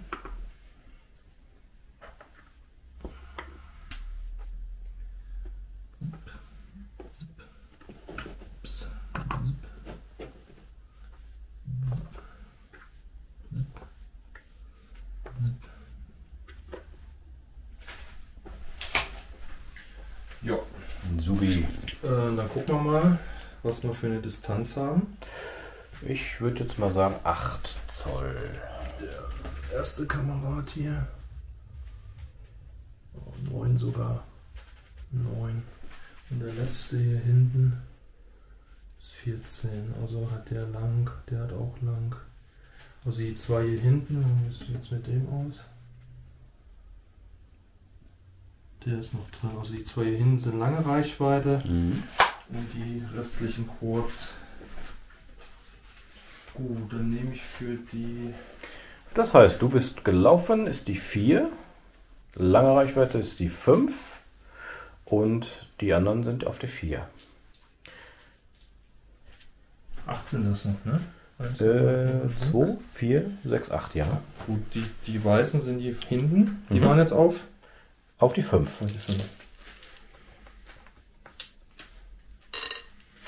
Schauen wir mal. Gut, die 6 passt schon mal. 5. Das war's, ne? Ja, 3 Stück. Du bist immer noch regulär. So sieht's aus. Hier hast du einen Pin, wenn du dann... Oh ne, du hast noch einen Pin. Also 2 Tote, einen kann ich picken. Nix, 2 Tote. 2 Tote. Oh Mann, diesmal werde ich ja fast aufgerieben hier, ey. Ja. Dann zieh mir jetzt mal bitte meinen Würfel raus, damit ich mich noch versuch schnell es. entpinnen kann. Ich versuch's. Jetzt kommt das mal. Ja. Schauen, ob man Action... Ja, ich bin ja selber schuld. Was denke ich mir so ein Scheiße aus? Es ist aber cool. Also, bisher. Es ist auch wieder eine 6. Ich würfel einfach heute sehr gut. Tust du mir mal einen Gefallen? Aufhören. Richtig. Aber wenn es einmal läuft, dann läuft Ja. es auch. Ne? Das ist... Wie geschnitten Brot. Schauen wir mal, wer kommt. Oh, da haben wir alles ein bisschen Befestigung. Was haben wir für eine Befestigung? Eine Waffenstellung.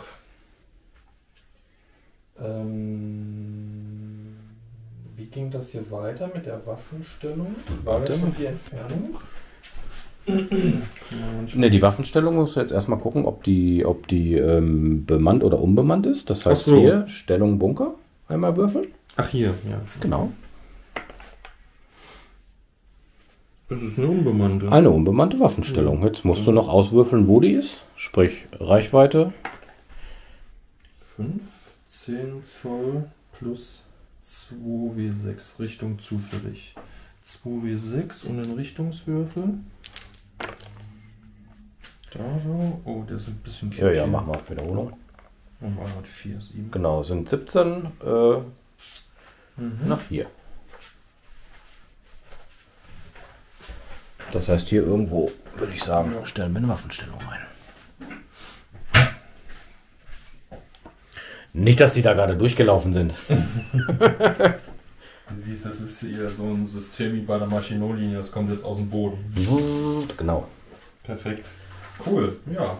Hat man aber auch noch nicht, ne? Außer Ja, und jetzt stellen wir vor, da wären jetzt noch ein paar Jungs drin gewesen. Dann wäre es schon gefährlich geworden. Aber cool. Ja. Klasse, dann haben wir das auch nochmal gehabt.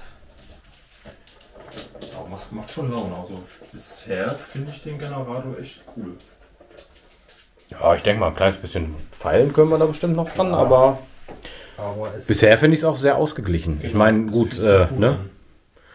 Für mich ist es auch eine Herausforderung, mein Missionsziel noch zu packen. Du hast mir gerade einen grauen gezeigt, würde ich sagen. Ja, ne? Dann muss ich leider nochmal, aber der dürfte nicht allzu viel passieren. Wie sieht das denn aus für die Japaner? Weil du hast jetzt die ganze Zeit für die Amis das Rennen mit einem W6 gemacht. Ja gut, wir haben ja immer im Urwald unwegsames Gelände, in Anführungszeichen. Mal Wurzeln, mal Laubwerk auf dem Boden, dass wenn du rennst, also 6 Zoll plus 1 W6. würde ich sagen, das ist für uns hier im Dschungel eine gute Regelung. Vielleicht auch nicht ganz so einschätzbar, aber da du eine 6 gewürfelt hast. Also, aber das wird wahrscheinlich dann fürs nächste Spiel wieder genau das Gegenteil. Nee, du solltest mal wieder deine japanischen Würfel rausholen. Ich finde die viel besser, weil die würfeln total scheiße. Ja, vielleicht sind die ja auch irgendwie Unwuchtig. richtig, ne? Ja, aber sie sind im Prinzip ja nur gerannt jetzt. Sie wissen ungefähr, wo der Ami steckt. Deshalb geben die ein bisschen Hackengas. Genau, weil der gerannt ist und es knackt alles im Genau. Urwald. Deshalb rennen die einfach mal hinterher.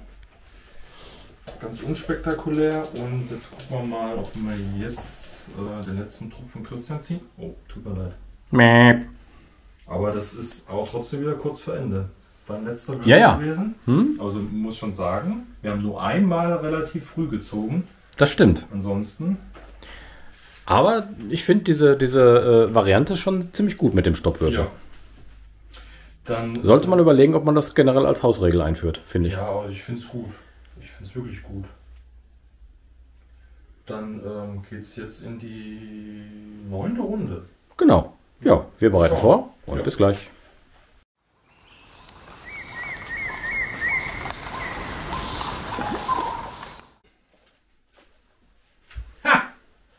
Ja, guck, siehst du, du musst dich selber ziehen. 9. Runde. Bringt nichts. Ich schau mal, ob meine Jungs sich trauen. Weißt du, was cool ist? Wenn die jetzt down gehen, ne? Ist klar. Ja. 2 Einsen. Hast aber leider Nein, ich nur habe nur einen Page, aber trotzdem. 2 Sechsen wäre cool gewesen. Dann mache ich jetzt mal einen Run. Ich würfel mal aus, wie weit ich runne. Ich runne 8. Mhm. Ja, Ich fürchte, das reicht nicht. fürchte ich auch fast, weil durch den Wald würdest du deine wieder halbieren. Also müsst einen direkten Weg leider in die Feuerlinie von der Ombitz, die heute schon so gut getroffen hat. Da hier vorne eine kleine schöne Ja, das stimmt Schneise allerdings. ist, würde ich zusehen.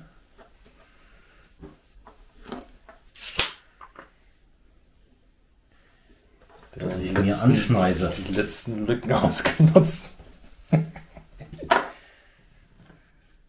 Ja, die sind ja meistens auch mit Macheten ausgerüstet, ne? Ja, sicher. Aber so groß eine Machete.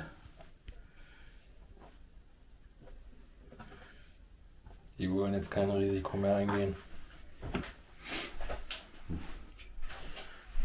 Ja, du würfelst jetzt gleich so und so eine Zufallsbegegnung. Wahrscheinlich kommt ein Panzer an. Oder jetzt ausgleichende Gerechtigkeit, Runde Ende. Das wäre natürlich auch eine Maßnahme. Nee.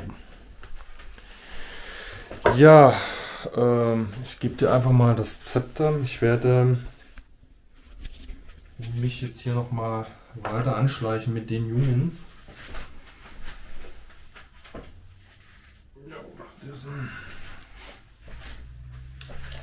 Und weiter einen Advance machen. So, zip. Hat er hier noch eine Flagge, der Kollege?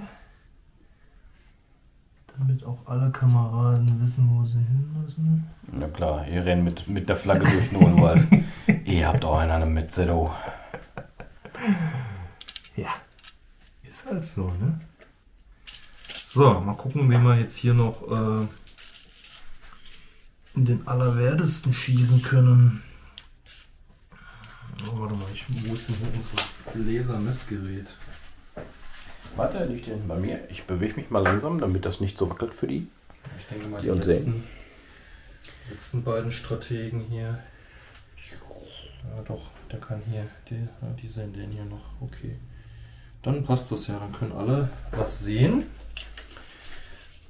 Hier haben wir kurz. Auch noch kurz. Nee, der nicht mehr. Die letzten beiden, die sind lang. Da haben wir eigentlich eine ähnliche Situation. Ich wollte gerade sagen, genau die gleiche. Aber wie sieht es denn hier mit Deckung aus? Die sind ja schon hier im Wald praktisch gesehen. Ach nee, du gehst ja durch diese Lücke. Ich gehe durch die Lücke. Nee, ich würde sagen, Dann du hast schießt du in den Rücken und ja. keine Deckung, nee. Leider nicht. 4 Stück siehst du mindestens ohne Deckung, das ist die Hälfte, mehr als die Hälfte. Ja, dann haben wir jetzt 2 mit Dings und die anderen 6.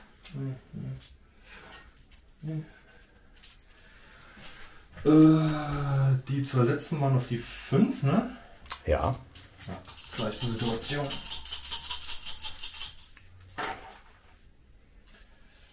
Eine 6, eine 5, eine 5. Das sind diesmal 3 Treffer. Wir haben regulär wieder.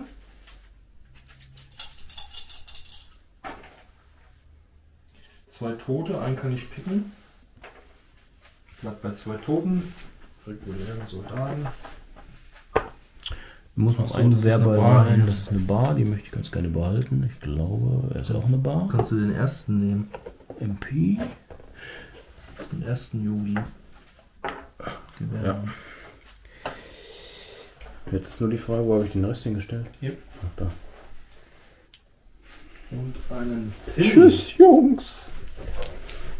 Und ein Pin, wie heißt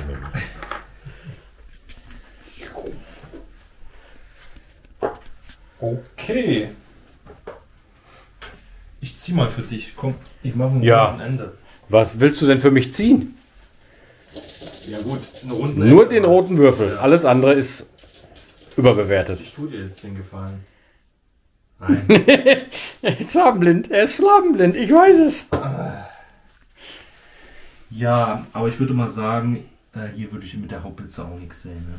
Du bist einfach am Rand von dem Wald, bekommst da die Deckung, deshalb können wir das lassen. Ja, es ist ja alles Dense Terrain. Deswegen. Ich mache den einfach hier auf Ambush. Dann habe ich vielleicht noch eine Möglichkeit, in der nächsten Runde zu agieren. So, jetzt bitte den roten. Schwarz, das ist nochmal eine... Ich habe doch gesagt, du kommst da von der Seite gleich noch mit dem Panzer. Das wäre krass, wenn da jetzt ein Panzer von der Straße da unten kommt, dann ist das doch wirklich Hollywood-reif. So, erstmal müssen wir gucken, ob eine Action passiert. Eine 4. Ist eine Action? Ja, ist eine Action.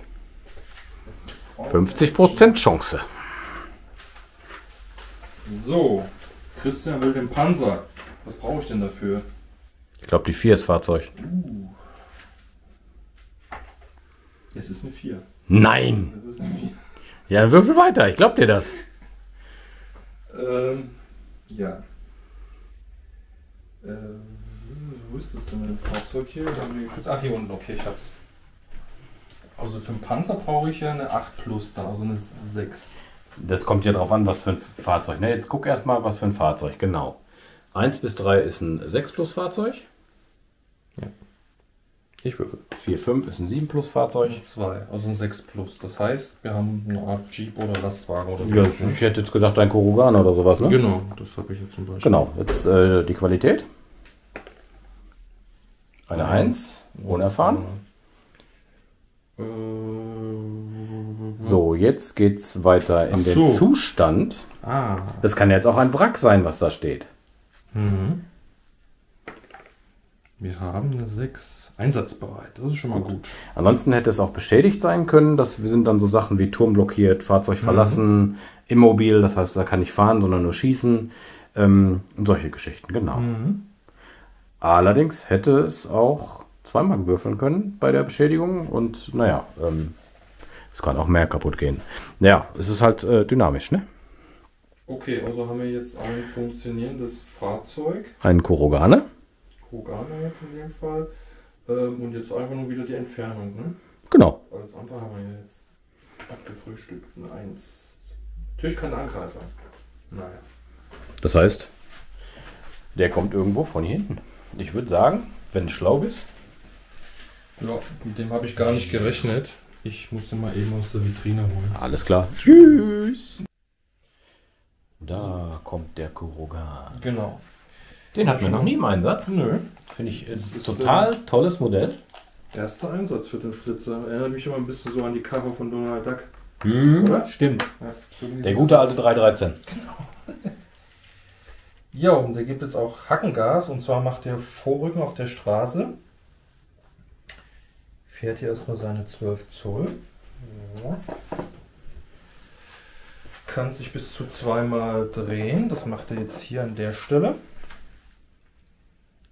Und dann fährt er nochmal seine restlichen. Aber auch wenn ich mich hier ein bisschen ausrichte, ich habe hier ein Gebäude, habe hier Ja. auch wieder das wird nichts. Also schießen würde ich jetzt hier lassen. Ich hab hier ein MG drauf auf dem Kurogane. Aber es ist hier Hindernis, da brauchen wir nicht gucken. Ne? Das ist ein bisschen gemein, da jetzt auch irgendwie versuchen, was zu deichseln.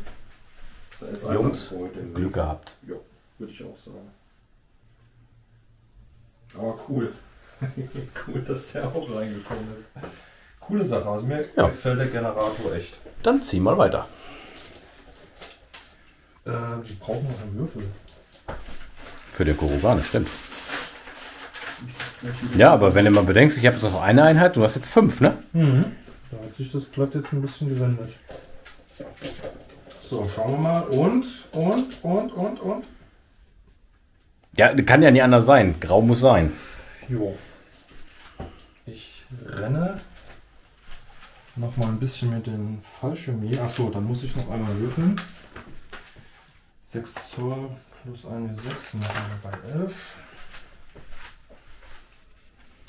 Oh, die rennen hier in die Lücke rein.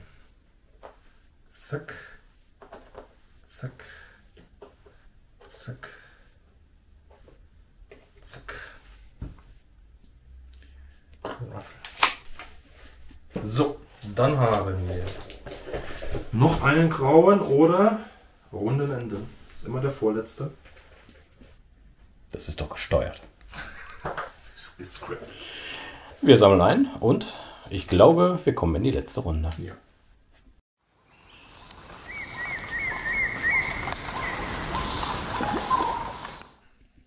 So. 10. Runde. Erster Würfel. Amerikaner. Das Glück kehrt zurück. Damit muss ich mich erstmal entpinnen. Eine 5. Passt. Dann würde ich nochmal einen Run wagen. Eine 6, das heißt, ich kann 12 Zoll. Brauchen wir, glaube ich, nicht mehr messen. Die Runde geht noch zu Ende natürlich, klar. Eine Aktion kann man noch machen. Ja, also die Runde spielen wir jetzt noch zu Ende. Weil du gehst jetzt hier raus und dann schieße ich nochmal mit der Haubitze, weil ich im Ambush bin. Stimmt. Ja, danke, dass du es vorher gesagt hast, weil dementsprechend werde ich meine Figur jetzt stellen. Ich glaube, ich scheuche dich mal von deinem Platz weg, damit ich dich vernünftig stellen kann. Wollte schon immer mal auf der Seite des Tisches stehen. Hat sich schon so eingebürgert bei uns, ne? Ja, irgendwie, ne? Man merkt doch, dass wir Gewohnheitstiere sind.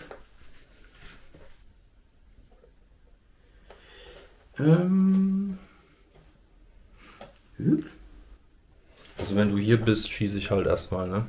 Ich kann dich ja unterbrechen, du musst ja deine Bewegung praktisch erstmal, wird unterbrochen. Ne, damit ich halt die maximale Anzahl an Miniaturen halt. Weil du bewegst ja den ganzen Trupp auf einmal. Und wenn Nein, das tue ich gar nicht. also sehe ich praktisch dann alle in dem Moment. Und würde dann schießen. Also schieße ich dann eh wieder auf. Ich muss mich ja noch ein bisschen ausrichten. Du profitierst dann in dem Moment von keiner Deckung. Ja gut, ich würde jetzt so stellen, dass du maximal 3 Stück Ja, kannst. genau. Ne? Also, ja, das ist schon klar. Deswegen, ich ziehe jetzt zu Ende. Ja, wir wissen ja, ich sage es noch Ich wollte gerade sagen, fürs fürs Gedächtnisprotokoll. Gedächtnis. Die stehen so, dass du... Genau. Ja, dann würde ich sagen... Würfel ich nämlich mal. Also wir haben nur -1 für Ausrichten.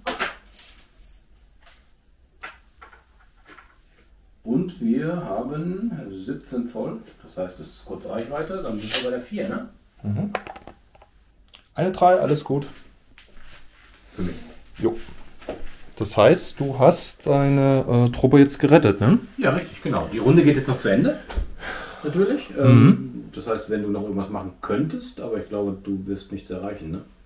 Also wenn man jetzt mal grob überschlägt, ich denke nicht. Nur mit denen noch rennen, vielleicht schießen auf harte Deckung, das wird alles nichts bringen, glaube ich. Glaube ich auch Der nicht. Kurogane muss durch Das bringt auch nichts. die Pampa, um zu schießen, dürftest du höchstens 12 Zoll fahren. Heißt, du kämst bis hier, Ja. hast auch Deckung und ja, nee, ich glaube. Das lassen wir bleiben. Da brauchen wir jetzt gar nicht weiter rumspielen. Ja gut, aber wenn man jetzt mal sieht so, Wir könnten nur eine Sache machen, fällt mir ein, Christian. Wenn ich den Actionwürfel nochmal ziehe. Das könnte natürlich nochmal was beeinflussen. ja gut, mein Missionsziel habe ich natürlich durch, aber du könntest dir noch einen Siegeswürfel holen, ne? Genau, also wenn ich jetzt den Actionwürfel noch ziehen würde, theoretisch gesehen, und es käme noch irgendeine Einheit. Dann gib mir doch mal den Würfelbeutel und ich würde einfach mal den roten Würfel rausziehen. Genau, Nein. grau. Grau. Aber komm, ich würde sagen, Grau. Nee, das machen wir jetzt durch hier. ja gut, die grauen würde ich jetzt eh nicht bewegen. Ja, jetzt kommt Rundenende. Also hat sich das erledigt. Genau. Also theoretisch gesehen, wenn wir jetzt den Actionwürfel noch... Drin, aber ist egal. Ja? Doch. Habe ich den auch so... Nein, Hätte ja auch sein können.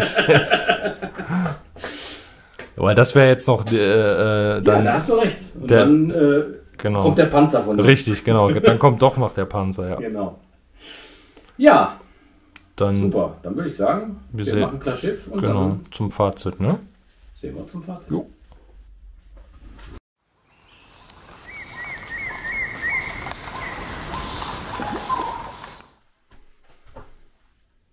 Fazit. Super.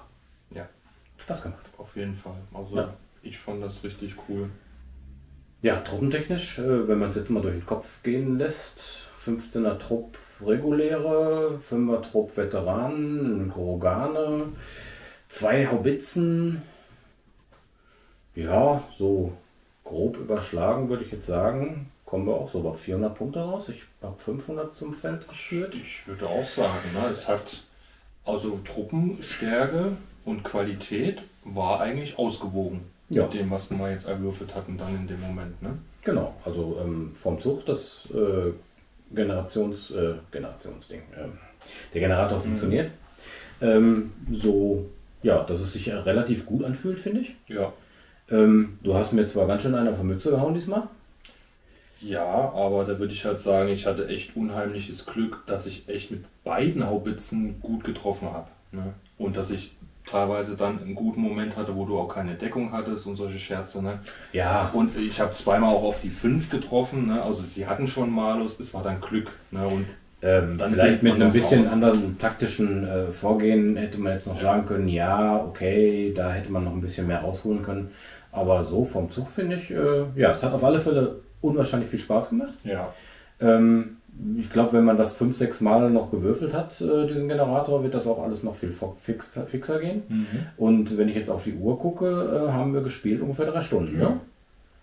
also wir hatten ja auch ein sinnvolles, straightes Ziel, was gemacht werden musste. Genau. War jetzt keine mega Sondermission, irgendwas, sondern aber es hat sich auf jeden Fall angefühlt, als ob man im Dschungel ist, Ja. auch für dich, ne? Dass du auf Patrouille bist und nicht weißt, was passiert. Und dann war ja auch die Situation, du bist vorgerückt, auf einmal wurdest du dann Ja. irgendwann von hinten und von vorn beschossen. Ne? Und Ja, es war ja im Grunde genommen eine Falle. Ja, Ja, eine natürlich, Falle klar. Der ist da. Japaner hat mich hier voll in so eine Falle reinlaufen lassen. Ja, und das war jetzt nicht so die feine englische Art vom Japaner, aber ja, so waren die halt, ne? Also die haben wirklich Ja. das gemacht, was sie machen sollten dann in dem Moment. Ja. Gut, zum Ende hin, ja, hättest du ein bisschen eher dich selbst oder hättest du dich eher gezogen, dann hättest du vielleicht ein paar Truppen mehr geschafft, in Sicherheit zu bringen. Ne? So ist es zum Ende hin ein Trupp geworden, aber du hast das Ziel trotz alledem ja erreicht. Klar. Ja, genau, richtig. Ich habe jetzt keine Siegpunkte, weil ich keine Einheiten zerlegt habe, aber Ja. natürlich klar, ich habe mein Missionsziel erreicht. Dementsprechend, habe ich auf alle Fälle mein Bollwerk, was ich haben wollte, meine Stellung. Und ja, dafür hast du 4 Siegpunkte. Mhm. Genau, Siegpunkt technisch 4:0 und ja, dafür habe ich das Missionsziel natürlich erreicht. Dein Missionsziel war ja, das zu verhindern. Das hast du leider nicht erreicht. Ja. Dementsprechend darf ich im Grunde genommen in der nächsten Runde ein Hauptquartier bauen.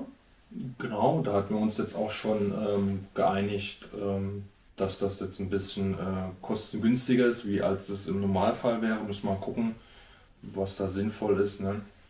Genau. Als Bonus einfach in dem Moment.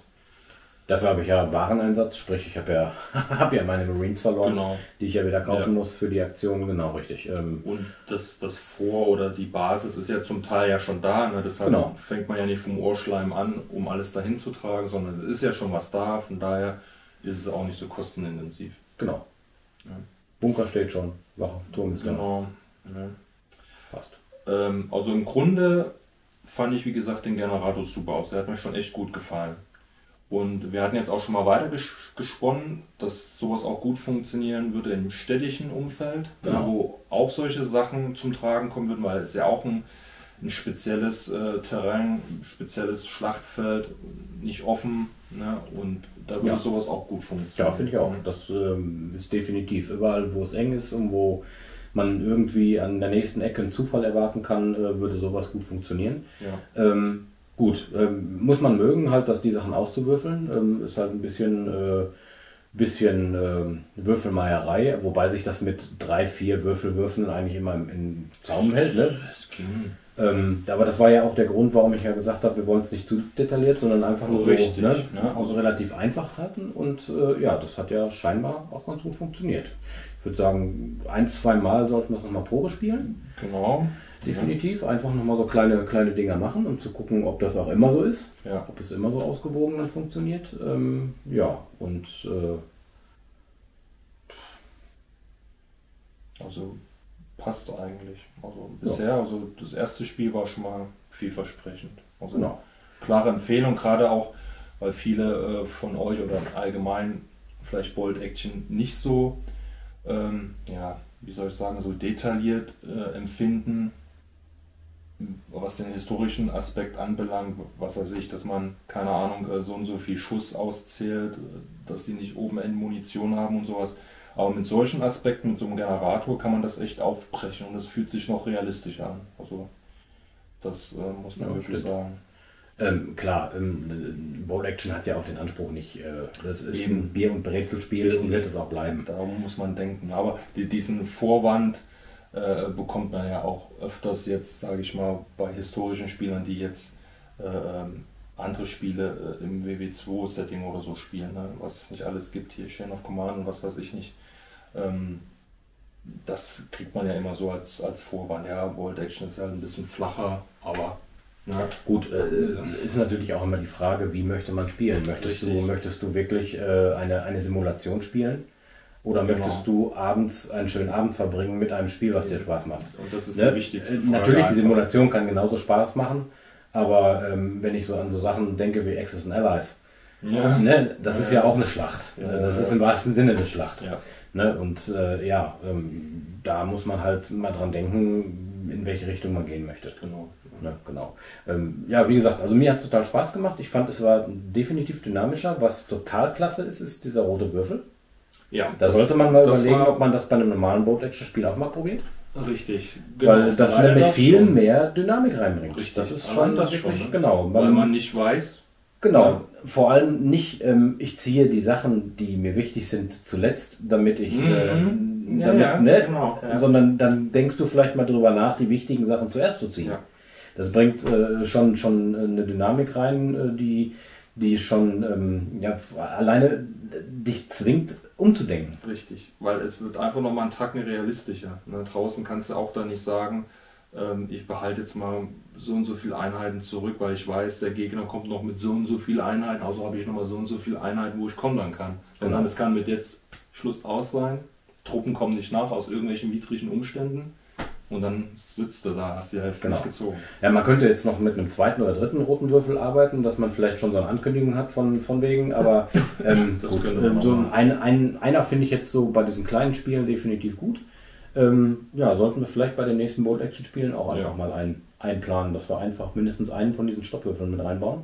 Genau. Ähm, Und man darf jetzt auch nicht vergessen, was wir jetzt euch noch nicht gezeigt haben, ist, wir hatten ja eigentlich noch die Möglichkeit auf ein Nachtspiel, es war jetzt Tag, genau, das hatten wir ja am Anfang schon einmal Ja. kurz erwähnt, genau, richtig. oder die, halt die Witterung.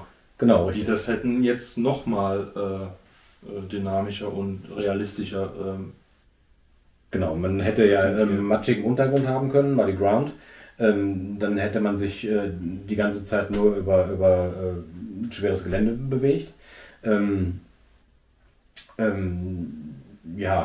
Regen mit schlechten Sichten, der Nachtkampf in diversen Varianten mit Plötzlich im Dschungel irgendwann wird es hell, irgendwann wird es dunkel oder genau. Also das kommt wahrscheinlich dann im nächsten Spiel, werden wir mal gucken, dass wir das dann auch, wenn wir es jetzt nicht erwürfeln, dass wir es trotzdem mal spielen einfach, um dafür auch nochmal ein Feeling zu bekommen. Ja klar, ob das passt. Ob das dann auch so noch funktioniert oder ob das dann für irgendeinen dann eine Nullnummer werden sollte, aber glaube ich eigentlich auch nicht. Ja, das glaube ich auch nicht. Nee. Also im Endeffekt ist es eher so ein bisschen wie, ja eigentlich doch wieder nicht. Ich dachte, es ist hier wie die abgespeckte Version jetzt von BA. Firefight. Aber eigentlich nicht. Nee, dann müsstest du ja wieder mit einzelnen Figuren. Das ist ja eine andere Spielmechanik. Das ist ja die gleiche Spielmechanik, nur dass es zufällig generiert wird. Du hast keine richtige Armee, die der andere sich ausdenkt, sondern da ist es schon sehr zufällig, was passiert, was du an Einheiten hast. Was natürlich für den Verteidiger auch eine Herausforderung ist, natürlich mit den Figuren dann das Richtige zu tun. Ne? Richtig, ja. Genau. Ja, klasse. Also es ist nur eine Empfehlung. Wie gesagt, das war heute das erste Spiel in der Richtung. Christian hat diesen Generator entwickelt und die nächsten Spiele kommen und wir werden dann nochmal ein abschließendes Fazit präsentieren. Genau. Und wie gesagt, wenn irgendjemand Interesse daran hat, einfach unten in die Kommentare rein. Dann kriegen wir das irgendwie verteilt. So sieht's aus. Ja. Dann soll es das für heute gewesen sein. Macht's gut, lasst euch nicht ärgern und wir sehen uns im nächsten Spiel, im nächsten Video. Spätestens im nächsten. Genau. Macht's gut. Tschüss. Haut rein.